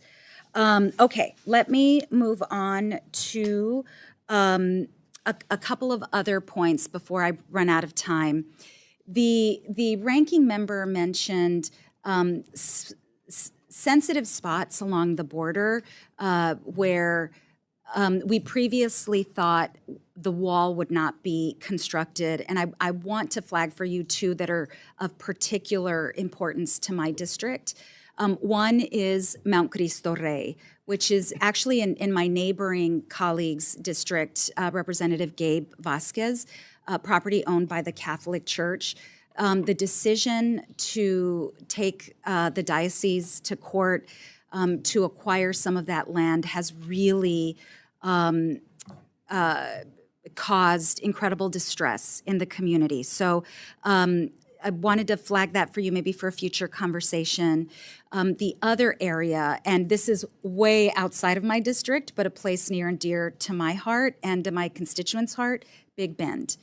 And Big Bend, we have seen really a coalition of law enforcement, private property owners, ranchers, nature lovers come together to want to preserve and protect Big Bend. Big Bend, we only have like 2 miles now that we're going to put a physical barrier in. The rest of it will be smart fence, so there won't be a constant barrier across there. We're having to do it in the high traffic areas. We do study the high traffic areas, and so we've got that problem resolved. As far as the site which you're discussing, we have already worked on this. We have a gate that's going to be available for those that are trying to come in from Mexico side to be able to make the pillage to the site. The site itself will not be disrupted where the wall is going to be at. I forget how far off, but it's quite a ways off from where the wall is actually being constructed. I don't have the exact footage, but it's not close. I mean, you're going to be able to see it, but it's not going to be close. But we're working with that sensitive area the best we can. But we can't leave it open because it is a high traffic area. It is a visited site. So we do have to control the flow coming in and out so there's not criminal activity taking place at the same time. But we've worked closely with the senators in the area. We have been out there, visited the site, and it was one of the first areas that we had to work through other than Big Bend to come up with a second solution for it. Thank you. It's not perfect, but it is manageable. I would like to connect with your team just to get more specifics. Absolutely. If you don't mind. Absolutely. And Reach I know out I'm to us. way over time. I have other questions, but we will follow up. Thank you, Mr. Secretary. Thank you, Mr. Chairman. Yes, ma'am. Gentleman from Arizona, Mr. Siscomani, the floor is yours for 8 minutes. Thank you, Mr. Chairman, and thank you, Secretary, for being here. Both you and Deputy Secretary. I haven't seen you in the workout for a while. I was hoping you weren't going to bring that up today. It shows too, by the way. It shows. Okay, I will take that as a compliment. This is Mr. Siscomani, you now have 16 minutes to pick up. Yes, I will happily take those 16 minutes and go home and cry afterwards. But thank you, Mr. Secretary, for being here, and thank you for the workouts that I've apparently been skipping. I'm very proud to support the men and women that serve along with you in this important department and all that you do and to keep our country safe, and especially during such a difficult time that the mess that we inherited, that you inherited in terms of the open border of the previous administration, only to come in and shortly after that face a shutdown, the longest shutdown in U.S. history, first of the entire government, and then, of course, of just your department alone, and then just specific areas of your department. It seemed like the battle wasn't going to end. So I do want to commend you for that. I want to also the members of this committee and the entire House that kept voting to fund the department as we should have. And unfortunately, not everybody did, but I'm happy that we've gotten through that, and we hope never to have to do that again. You have a very important mission. As a representative of a border district in southern Arizona, the work of your department is deeply personal to me and a priority to my office. We'd love to host you in Arizona sometime soon, and there's some gyms there that I think you may enjoy there as well. But I want to start off with one question. It's going to be more of a broader one, and I want to go then a little more into specifics of Arizona. But the first one that really kept me up at night for 2 years and still does to a great extent is the children that were lost throughout this entire 4-year open border policy of the Biden administration. What can you give me an update on that? Where are we on the numbers? What have we found? Just give me some information on that. This is probably one of the most disgusting and disturbing things that we've dealt with. I dealt with some trafficking, child trafficking when I first got into Congress in 2013. And I actually stepped away from it because at some point it just starts wearing on you, and it's time to just kind of pass the baton because you get really jaded over it. When we stepped in here, we had 450,000 kids missing. 450,000 kids that were given to sponsors that weren't vetted. No home checks. No one was going by to see if they're where they're supposed to be, not even knowing if they were in their same state, not even to see if the sponsor was who they were at all. We've recovered 147,000, and all of them didn't have to be recovered. I'm not saying all of them had recovered. Some of them were where they were supposed to be. They were with a family member, and they appeared to be doing okay. But we've had some horrific cases. There's one that's kind of been out in the media a little bit, where there's a ring of several adults that were keeping kids in an underground bunker in a dungeon. And the most horrific things that I pray to God that you guys don't have to see, because it permanently changes you. The stuff that these adults put kids as young as 2 to as old as 12 through, you can't make a horror story that bad. We've had some young ladies that we have rescued that report, and these aren't young ladies; these are girls, being raped 600 to 700 times, being locked in a hotel room, and having to service 15 to 20 men. These are girls. And I hate to use the word service, but I don't know what other you can use. They were being raped 15 to 20 times a day, day after day after day after day after day. They didn't get holidays off. They didn't get nights off. They didn't work 8 to 5. They didn't work, Monday through Friday. They were locked in the room and highly drugged, and one male at a time, disgusting individuals coming in and raping these individuals. It is our mission. We've stood up and standing up even a bigger task force within DHS to go and find all 450,000 kids. It is my biggest passion that I have. And it should have, let me explain this too. Almost used a bad word there. What frustrates me the most is that this was preventable. And no one can argue that. This was 100% preventable. And we have perpetrators that are doing the most horrific things to kids. And as a father to 6,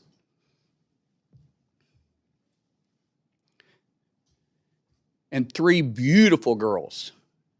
When you see this, there's evil in the world. There's evil in the world. And we fed it. The Biden administration fed it for 4 years and took the innocent that's in my little girls' eyes, the innocence that's in our kids' eyes that we pray to God never has to deal with this, that innocent is permanently stolen. And we're trying to just restore some type of comfort to these young girls. But let me explain to you, young boys too. Unfortunately, we're seeing a rise of young boys being trafficked. And it disturbs you. Well, I go back to my point. Clearly, you're passionate about this, and I understand why. I'm a dad of 6 as well, 3 boys, 3 girls, so I know exactly where you're coming from on that. And I can only imagine what you've actually seen. You can't unsee that. And obviously, the biggest victims here are those kids and those little girls, and even older girls being trafficked and being. Our punishments for these individuals isn't enough. That's I want to keep talking about that and what the punishment will be and has been for those people, and there's a lot more to discuss there. And you're right, it was completely preventable, and for 4 years we screamed off the top of our lungs about this, and this was the leading issue to fight against, and still is. So thank you for your passion on that. I have a follow-up question here real quick on the DeConcini Port of Entry, which is in Arizona in the Nogales area. This is a highly trafficked port of entry where I want to thank you and the Commissioner Frost for your response to my letter earlier this year and your commitment to working with GSA to prioritize this. If you have any idea of a timeline, I would love to hear that. And as I close in my last 30 seconds here, and we can talk about this timeline, and if I can just get a written response from you guys and what we're looking at. Let me just close with this in my last 30 seconds. I'm a naturalized citizen. This year actually marks my 20th anniversary as a U.S. citizen. I became a citizen in 2006. So I know the process well firsthand.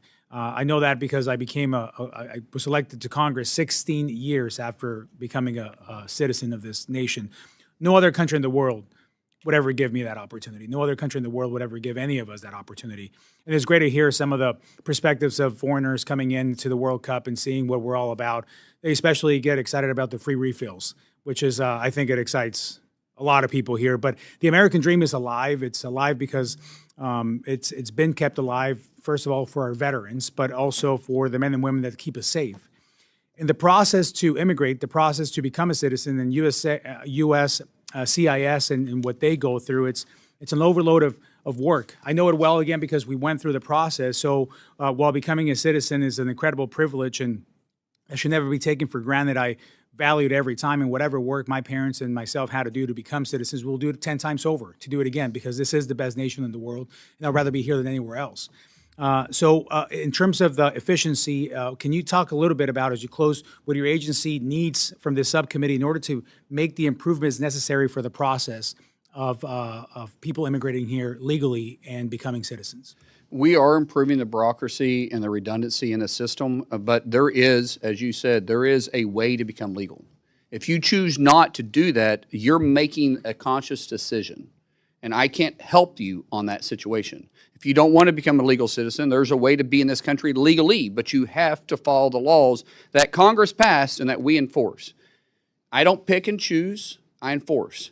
But there is a right way to stay in this country, and there's a right way to become a citizen in this country, and you can't go around that. There is more that we need. We've been working for immigration reform in this body. Really, the last time it was done, it was in 1959. Why was the last time it was done in 1959? Because we make politics out of it.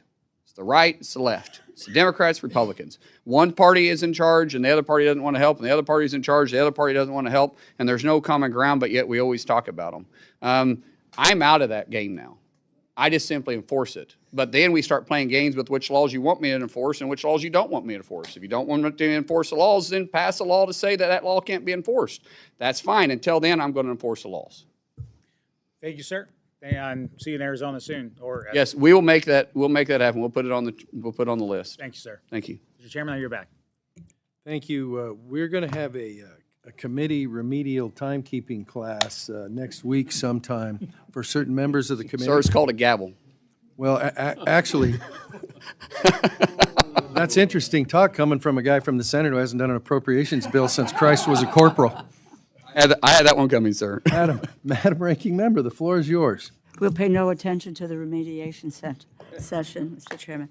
I do appreciate, Mr. Secretary, your concern about the lost children, but I also want to remind people that let's not forget what was a Trump administration policy initiated by Stephen Miller, which was to let us separate children from their families at the border, because this would be a way to curtail or to stop immigration. Separating children from their families, how to hurt them the most.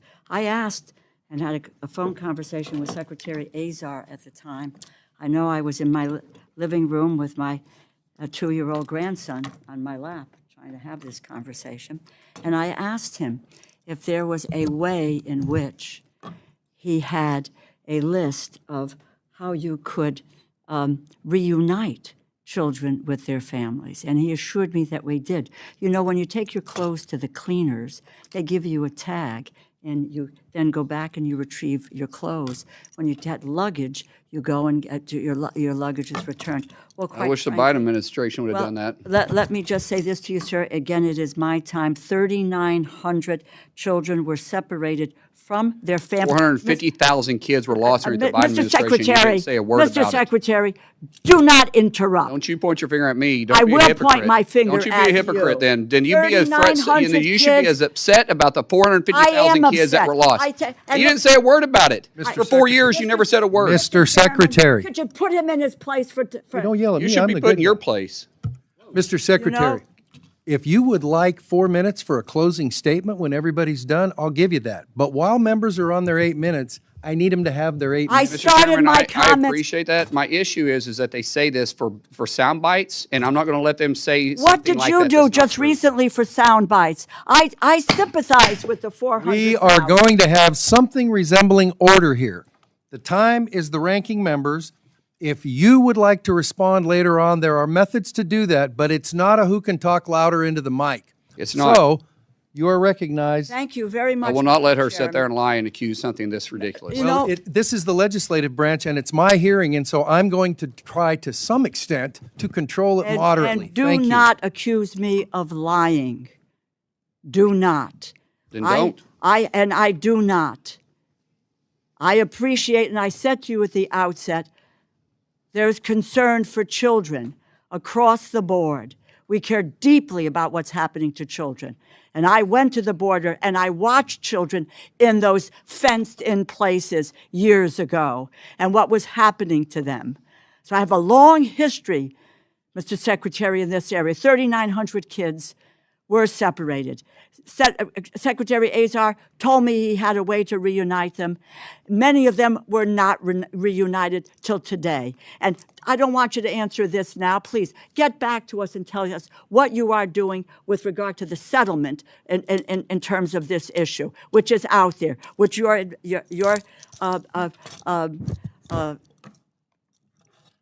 department needs to come close to. I'll make a statement to you again, but this is fact from the bill, Mr. Chairman. The bill that the Republicans have proposed for funding the Department of Homeland Security cuts cybersecurity budget by more than $250 million. And the Trump administration is openly advocating for privatizing TSA while trying to eliminate their collective bargaining rights. We all know what happened earlier this year. TSA workers endured the longest government shutdown in history. There was a lot of discussion and talk invoked about the long lines and the use of leverage to force through a Homeland Security bill without any reforms to what were critical ICE and CBP reforms that were necessary, that the American people wanted and were clamoring for. They didn't want to continue to see masked marauders on their streets with just harassing people. Congress eventually passed my legislation that paid TSA workers, funded FEMA, CISA, Secret Service, and the Coast Guard. And today, and it took you 79 days on the Republican side to make that decision to pay these people instead of just talking about paying this. The administration continues to attempt to walk away from the collective bargaining agreement with TSA workers, something that the federal courts have now twice said is illegal. Indeed, your testimony frames the attempt to force over 200 smaller airports in this country into a new security structure as a setting. And quote, the TSA, this is in the testimony, the TSA is on the path to privatization. My question on this issue is, given all that the transportation security offers did for us during a Republican shutdown, how can it be that the department's position is that TSA workers should not be granted the same basic labor protections as federal enforcement officers? How can it be that your priority is to have them work for the lowest bidder, where the wages and the benefits of these workers will unquestionably be lower? Well, actually, it was the Democrats that voted every time to shut them down. Republicans voted every time to open them up. Pass. So Just give me we the didn't answer shut them to my down. You question. shut them down. Answer my question. What are you doing? Why are you moving? Ma'am, I answered your question. You were the one that shut them down. The Democrats shut down. How many times did you vote to shut them down? Why? You know, these people come to us to get funding for the work that they do, and we ought I'm to take actually a look at factually the work correct. that they don't I'm do. factually correct. The work You that they voted don't to do. shut them down. Republicans voted to open them over and over and Well, over what again. the Your vote Republicans clearly finally stated did- that you voted to shut us what they down. finally And did- it wasn't until it became Madam popular. Ranking And then, by the Member- way, ICE agents came there and helped bring the Mr. lines down. The Secretary. same people that you also kept shut down for Mr. 115 Secretary. days. I'm answering the question. No, you I thought didn't, you said Mr. you answered it. Secretary. The floor is hers. My dear, Actually, I gave it to her. You know, there is a chairman of a committee. That's me. I gave it back to her. this tells She's you got it. something about who these folks are. And have everybody another on question, this Madam panel. Ranking Well, Member? yeah, no, I do, but I didn't get an answer to a question. So the How record can will it so be- reflect. Thank you. Please ask your next Okay, question. and I will. This has to do with FEMA. Simple question. And I want to start where I left off with Secretary Noem last year. FEMA. Simple yes or no. Do you support eliminating FEMA? Do you support eliminating FEMA? There's portions of FEMA that Do you needs to be back to support state. eliminating There's no yes or FEMA? no question on that. There's Do you portions that need to go back to support the state. eliminating FEMA? The record will reflect the That he- response. is The record will supports- reflect the that response. he was- Is there another supports question? it. Yeah, because let me just say, in April of 2025, the Trump administration prematurely, I'm glad we got that answer, because the poor gentleman who came before, it may have been with you, Mr. Chairman, that came before our committee, and I asked him this question, and he said, because Secretary Noem said, yes, she and the president wanted to eliminate FEMA. The gentleman said that he said it should be reformed, and the next day he was fired. Let it show that the secretary believes that we should shut FEMA down. I never April said that. 2025, the Mr. Chairman, administration. I never said that. The administration prematurely, The record will unlawfully reflect what you did and didn't ended say accurate. FEMA's BRIC program. He intentionally halted roughly 2,000 active infrastructure and disaster mitigation projects across the country, including one in downtown New Haven, Connecticut. A coalition of 22 states and D.C. sued FEMA. A federal judge ruled in favor of the states in December, mandated that FEMA restore the over $3.6 billion in canceled funding. At the beginning of March, the judge had to order FEMA to comply with that ruling. 3 months ago, the day after you took over as secretary, FEMA formally announced a, quote, new and improved BRIC program. Yet, almost all of these communities are still waiting for their BRIC funding to be restored. Tell me, Mr. Secretary, when can communities with halted projects expect to receive their BRIC funding? We actually restarted that when I first came in, and we did 24 or 25 of them. So You've done 24 of the 25 Yes, of the ma'am. 2,000. I mean, let me clarify that. So Please. 2024 and 2025, they sent out the notice of notifications, so everybody can now submit, and those projects that were already submitted for those times period will be How many projects reevaluated. are there? We can get you the details. on Please, that. there were 2,000 that we started with were, The Secretary also provided direction for 2026 to get the NOFOs out on that, and that'll come out sometime in September. The Secretary has done more to get. I do not need you do not need to. I just want to make sure you're clear. Well, please. Okay. Spare us, just give me the facts. I Just give did. me the numbers. Let me just conclude, Mr. Chairman, and thank you. I would like to work in an open and in a transparent way, because that BRIC funding for New Haven, Connecticut, which I probably will not get because I'm in a blue state, that the BRIC funding for New Haven, Connecticut is important, which is why we support the programs, bipartisan support for the BRIC program. So please, let's get the NOFOs out as quickly as possible and get the money to the communities that need them. My final comment to you is, I'd just like to go back a second. We need to go back to the issue of deaths in custody. It doesn't do anyone good to talk about what's happening in the criminal system in Illinois or in Oklahoma.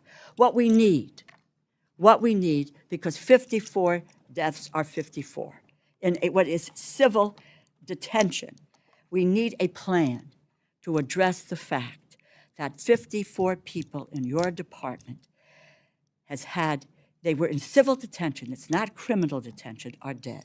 They should not be. We need to hear from you. I don't need an answer now. There is no time. I've taken an enormous amount of time. Get us a policy, a plan, in a timely fashion that says how are we going to deal with these issues. I yield back, and I thank you, Mr. Thank you to the ranking member, the gentlelady from Iowa. The floor is yours for 8 minutes. Thank you, Mr. Chairman. Mr. Secretary, it's nice to see you. Thank you so much for coming to testify today and for always taking my phone call. As I've had questions dealing with many of the challenges faced with your shutdown from back home, that I continued again to support keeping you guys open so you could operate. You are always willing to take my phone call, so I thank you for that and for your openness with me as we were working through that. I also, as a fellow parent to teenage boys, appreciate your passion around kids. Can I, Yes. Yes, just sir. someone said, appreciate you taking the phone call. I take everybody's phone call.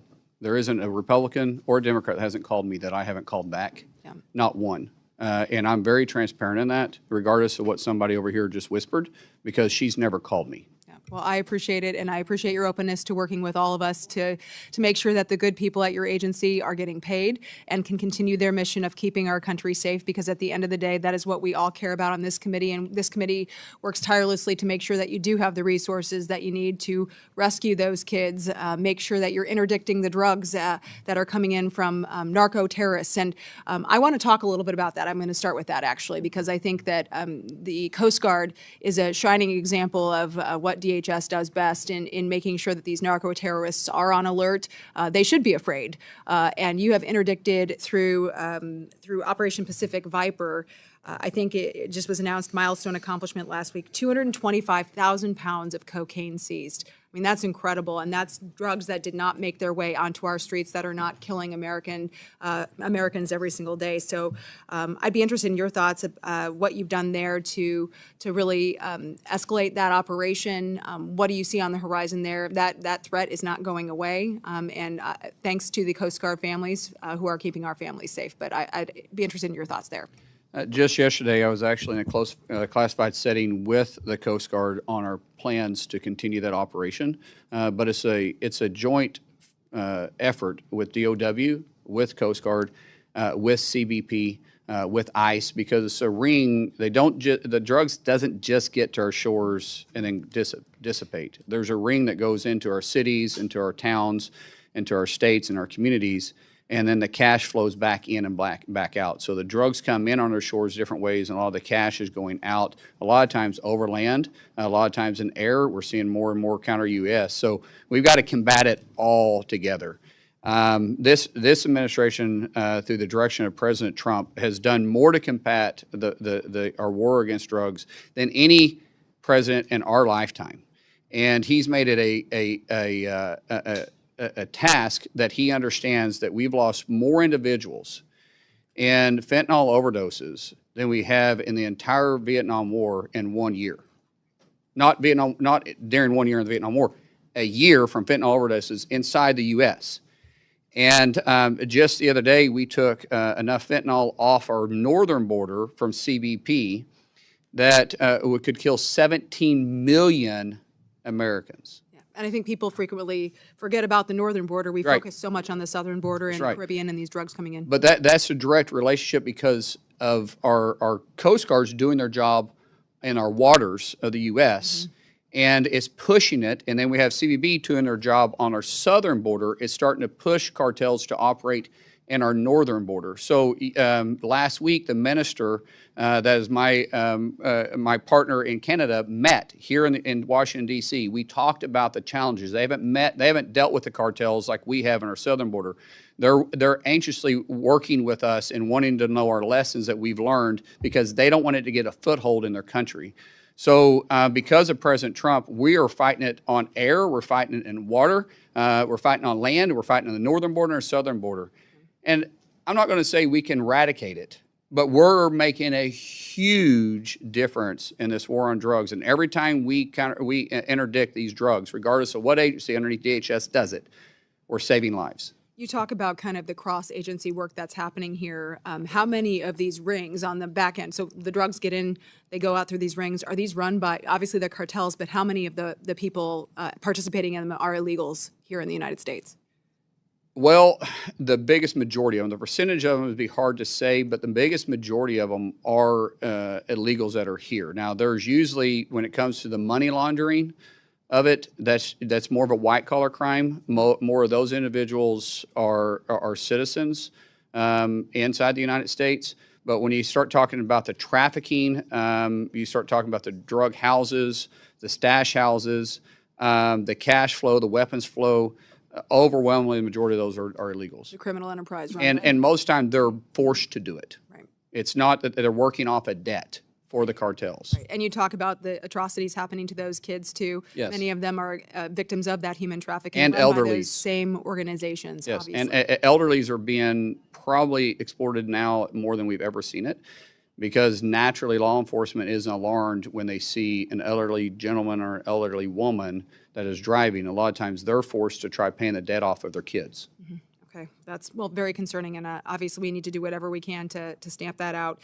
You mentioned fentanyl, and I want to go now to one of the biggest sources of fentanyl, which is obviously the CCP in China. They're funneling it in through Mexico. I'm trying to get it in through all of these methods. We know they're not going to ever try to stop undermining our domestic and our international security, and spending billions of dollars on research and development intertwined directly with their military, billions more trying to ship those products into the United States and dominate supply chains. Can you talk a little bit about what the department has seen as it relates to Chinese manufactured and owned equipment, especially maybe any inventory that might already have been bought by DHS? What precautionary measures you're taking to ensure that our agencies are protected on the cybersecurity front, data privacy, other threats that you may be having to? Well, the data centers that we're pushing, we know China is working every single day, and they're even working harder to try getting into our systems. They've made that part of their future plans. They feel like that's important for them. That's where the private-public partnership is vitally important. That's where CISA is going to play a major role, because we can't expect Meta or Google to do it on their own.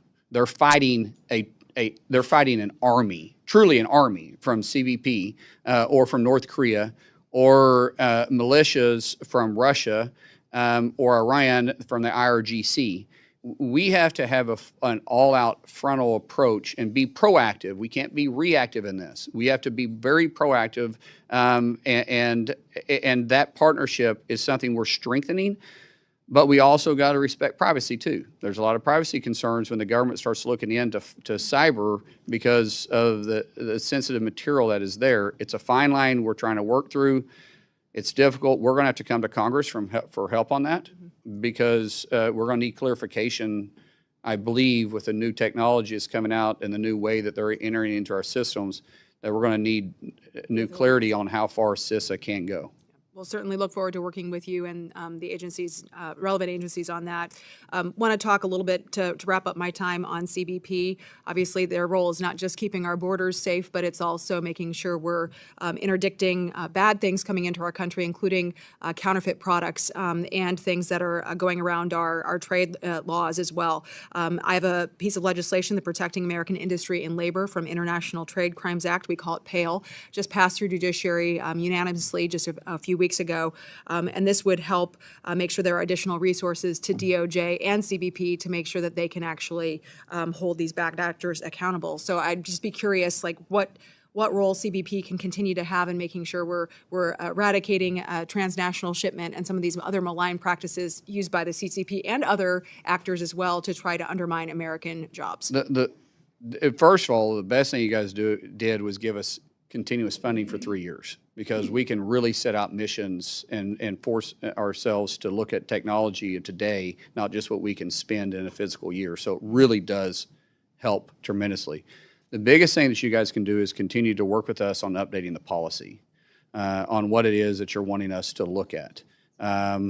Meaning that if we're seeing a ring coming around, sometimes because we have trade agreements with these individuals, and they're, as you know, they have stuff that we're sanctioning from one country, they break it down into small parts, and then they assemble it in a different country, and when they assemble it and then it comes in, we need to be able to go back farther in that. And there's only so far CBP can do, because we can only enforce it when it hits our shores, not when it's outside. So there's some areas that Congress can really help us on saying that the percentage of it or all of it has to be built, has to be manufactured, not just assembled in those countries.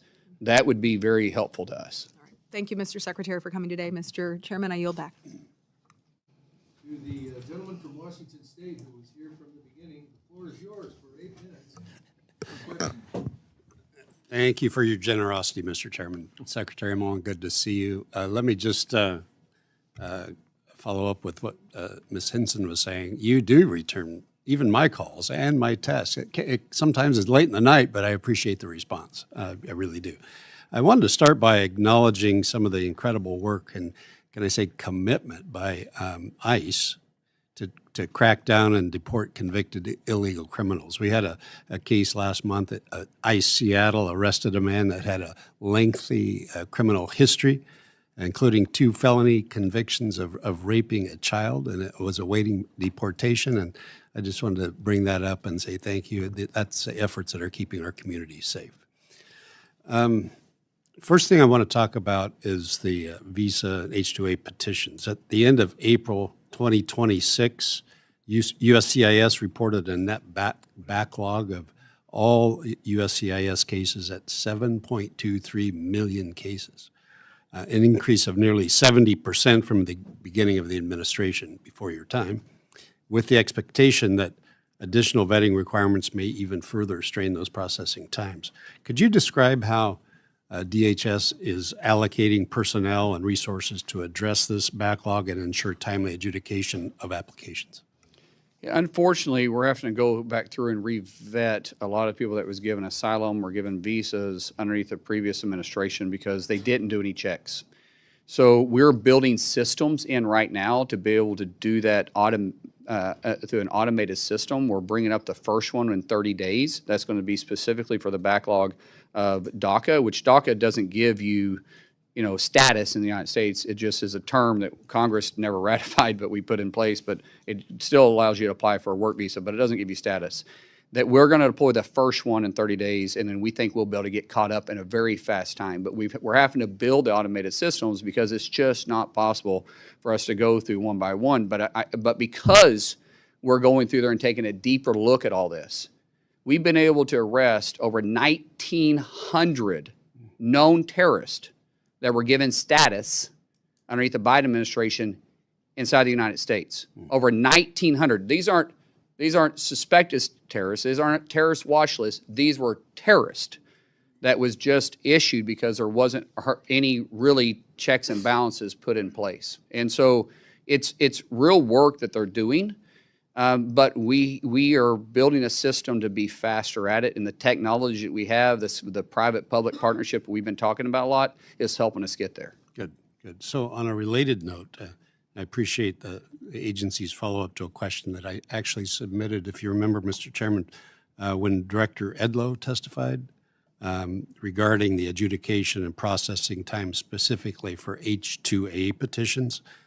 The response indicated that there was no backlog for H-2A petitions, which, thank you, that's a welcome update. However, It's a 15-day turnaround. Once it gets cleared, it's 15 days. well, what I was going to ask, the response also indicated that the processing times in 2026 so far are notably longer compared to previous years. So just looking for your commitment that you'll continue to support the agency's efforts to expedite these petitions. As you know, timing is critical for agriculture. And will your budget ensure that sufficient resources are dedicated in order to carry out those responsibilities? So I had a briefing on this 2 days ago. Yeah. Our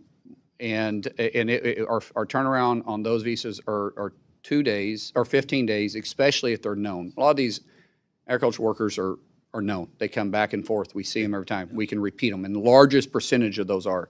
We're also looking at the dairy issue. Right. Thank you for that. And because it's not seasonal. So we think we got a path forward to fix that issue finally. We've asked Congress for clarification, but anytime you ask Congress for, I'm not beating up on you guys. I sit there too. So I'm just saying anytime we ask Congress for anything to try to do with immigration, it gets just politicized. So, but we think underneath statute, there's a way for us to move this and make it work. We're still going through it. We're still getting legal opinion on it. We don't want to do anything but I don't think you guys would get upset if we did it, but I want to make sure we're legally able to do it. But as of 2 days ago, we're 15 days on turnaround on those. Once they're finally submitted correctly, we have a large percentage of them that are not entered correctly. And what I've asked CIS to do, USCIS, is to say, why can't we move this to a system that you can't submit the paperwork until it is filled out correctly? You know, if you do DocuSign or you do any of this stuff online, what you've got to go and accept, they won't let you move forward. The technology is there. We just have to adapt it in a way to be able to make it interface friendly with the public, with the general public, to be able to make it more efficient. So we're doing a test program on this. We're actually trying to build an app. This is new this week. I briefed the president about it this week, and the president loved the idea. We're also, because some of these visas that we work with, these programs go through Commerce. Howard Lutnick and ourselves, our teams are working together to try. I don't know how long it'll take. It'll take a little bit to build it. That way, the misinformation won't be as prevalent, and we can get to it faster. Because every one we delay affects our economy. Yeah, absolutely. And so we want the people trying to get here to do it, to do it the right way, to work, to actually be able to come to the country and work. Appreciate that. Thank you. Let me turn the page to CISA for a second. It was already referenced the longest shutdown in history. When Director Anderson testified before this committee, I asked him about CISA's ability to identify, to mitigate, address the cyber threats from adversaries like Iran, like China, I'm talking about critical infrastructure. Unsurprisingly, his answer was that CISA was limited in their capacity, and it was clear that a handicapped CISA meant higher risk of leaving our critical sectors, from our water systems to our hospitals, energy grids, you name it, dams, the agricultural sector. They're all vulnerable to cyber threats. So does the budget sufficiently provide personnel and resources that are going to be necessary to ensure that CISA is equipped, that they can tackle the potential cyber attacks from those adversaries that target those critical sectors of our economy? I do believe, as a secretary, I say, no, we always need more money. Truth is, we actually have the resources we need. We need the people, and we need the expertise. I think we even have the ability underneath statute to do it. What's happened over the years, like any great government agency, it creates its own bureaucracy. You guys give us authority, then we write the rules. And the rules sometimes handicap ourselves. So we're going back and looking at is what was the actual intent of Congress, and then how many layers of rules have we put on ourselves to say no? Because too often government agencies, it's easy to say no. We're changing that way at DHS. We go to yes, We lean to yes. That's our new policy. We're there to figure out how to make it happen, not to find the easy way out. And some of that is our own rulemaking. So I feel like right now, Congressman, we have the resources financially, and we have the authority, I believe. If that changes, I'll come back to you. But we don't have the personnel. And so we've got to get my director in place that that the president's already met with. We got to get him in place, get him down the road, put him in place, let him hire his people, and get it built. Truthfully, once he's in place, it's going to take me probably 12 months to build this back. It may be longer when he gets in there and lets me know, but I believe we can make significant strides in the first 3 months. But to actually be where we need to be, I feel it'll take a full year. Well, let us help you wherever we can there. Yes, thank you. Appreciate you being here. Thank you, Mr. Chairman. Thank you to the gentleman from Washington. I am now going to claim my 8 minutes for questioning and give 2 minutes of it to the gentleman from Indiana, who was very generous with his 8 minutes in letting the secretary respond to some earlier questions. So the floor is yours for 2 minutes, Mr. Shreve. Thank you, Mr. Chairman, and you have earned your paycheck today. I appreciate your managing and protecting time for all members of this committee. Secretaries, I'm from Indianapolis. As part of my district, we run some big events, much as we were talking about with the threat of drones, counter UAS on FIFA. We've got the Indy 500. We have the men's Final Four. We had the Pacers playoffs. Secretary Edgar, as a mayor, you realize that these threats to public safety arising from the evolution of drones, which are tools as well in the profession, are extraordinary. And DHS is in the lead at managing this threat and these tools. The fiscal year 27 House mark included dedicated counter-UAS funding. And last year's NDAA authorized trained state and local law enforcement to detect, track, and mitigate, take down threatened drones. We can strengthen our ability to protect major events and critical infrastructure. And let's not lose sight of that, but only if local law enforcement has the training, the tools, and the coordination to work with federal. Mr. Secretary or secretaries, give us a view into what the department is doing on this end to coordinate training with state and local law enforcement to manage the challenges that are upon us now that drones present. So Congress is going to have to lean on this a little bit. Bringing down a drone for an enthusiast is easy now. We can do it. We do it every day. We do it. And when you got an enthusiast that flies a drone over FIFA, I think we brought down over 60 drones to date. During F1, we brought down 8. During Augusta, we brought down 12. Those are enthusiasts. The issue that we have is the ones that have it on fiber.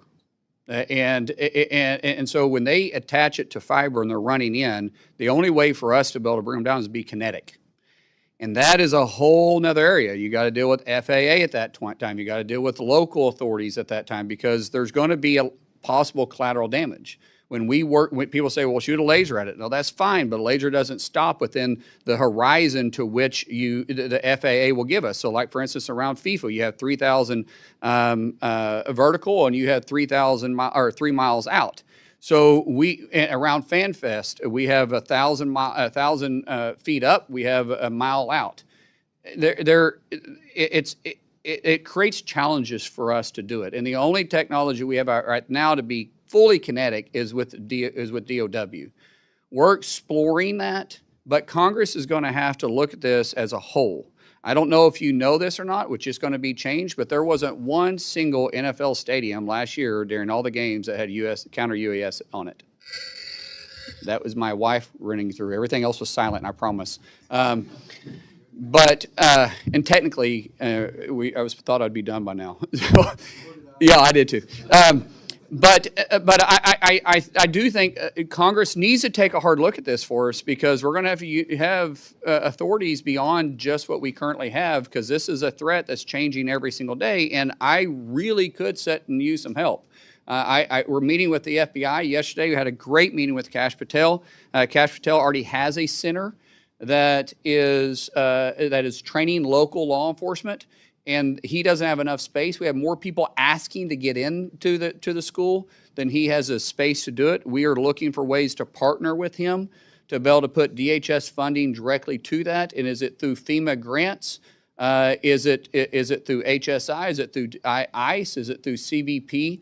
And then also, yesterday, Troy and I started talking about setting up a joint task force with inside DHS, because we have 22 components. Now those 22 components, I have 8 that have their own counter UAS measures. And for example, out of the 11 football stadiums we have, I have CBP covering 5, FBI covering 3, the Coast Guard is covering 1, and FBS, or Coast Guard's covering 2, FBS is covering 1. I think my math is correct on that. And all of them have different measures. And so this is, Congressman, what you're bringing up is a true challenge, and that threat is changing every day, that without question, Congress is going to have to help us get the authority to do what we need to do on this. I appreciate the extra time. This is an important issue and very important. Immediate challenge for both the department and this Congress. Hey, can I just add one point? And this is for you, Mr. Carrier. When I was down at RGV, just to give you an idea of the scale at the border, same problem. Just from the beginning of this fiscal year till yesterday, they had 11,000 drones basically registered at the border. I mean, the Secretary is talking about offensive, drones, being able to kind of do something against them. So that is something we definitely are looking at. But I mean, even you just take the threat to the border, and we break up the drone process into the maritime, the border, special events, et cetera. And each one of those operating principles, we need to have a better strategy that's funded, and we have the authorities. Thank you. I will now recognize my colleague from Florida for 1 minute of my questioning time. Mr. Rutherford, the floor is yours. Thank you, Mr. Chairman. First, I want to make sure that the public understands. I want to affirm what the Secretary said earlier about the shutdown. It was Senate Democrats that shut down CBP, ICE, CISA, Coast Guard, and TSA.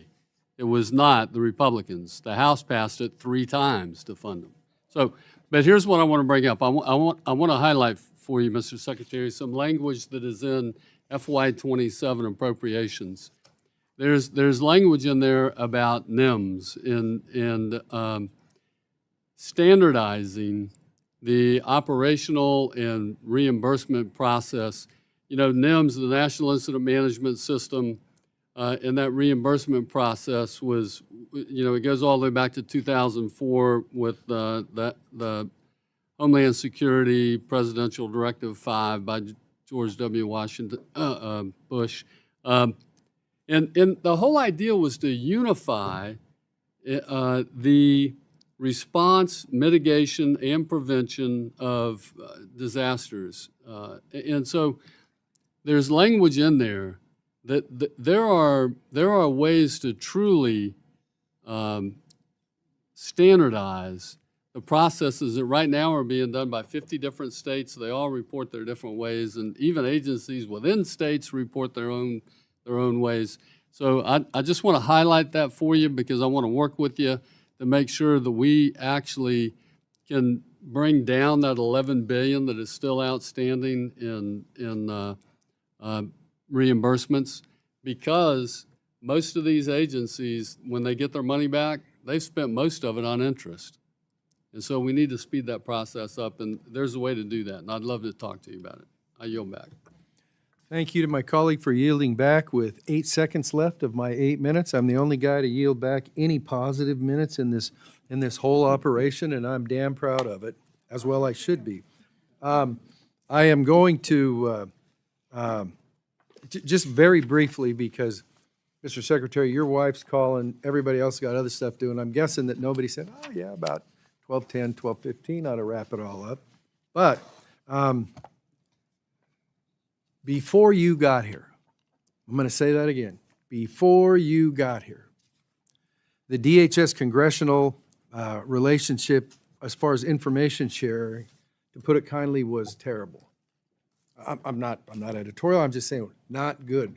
Very frustrated in terms of, I know there's going to be a better relationship because you've already taken steps to change that. And I want to publicly say, thanks. You know, we said something through the stuff before you got here, but answers to legitimate questions, now that we have new leadership, shouldn't be a big deal. We said something to everybody who came before the committee while you were still in the Senate, said, we won't surprise you, don't surprise us. Pretty straightforward statement. I'm going to repeat it. For get-back questions that members have submitted, and I understand you guys got a mission or whatever, it doesn't revolve around what happens in this room or someplace in your own neighborhood or that other sort of stuff. Please be responsive. You get to define what responsive is, but if it's like, hey, we're not going to get a response to your letter back to whatever, have somebody call up and say, here's where we're at, here's something other than, so I don't have people calling me saying they won't talk to me, because then the ball's in my court and I have to try to penetrate it in that. All past history stuff. So anyhow, just so we kind of get where everybody's coming from. There may be additional questions members provide in writing. We ask you to respond to those in a timely manner. I want to thank you for being here today. I know it probably wasn't tops on your list of things to do on a Thursday, but in total fairness, it probably wasn't tops on anybody's list. But it had to be done, so mandatory fund, check that box for everybody for today. You have asked that your opening statement be included in the record. It will be. I will also say that if there are things that were said during this that you feel a need to respond to, please include that in what you submit for the record, and we'll submit that we'll include that in part of the record too. And so I'm not going to commit the absolute sin of saying, does anybody have anything else? I'm going to say that this subcommittee meeting of the Homeland Appropriations, the subcommittee, yeah, easy for you guys to say. Subcommittee meeting is adjourned.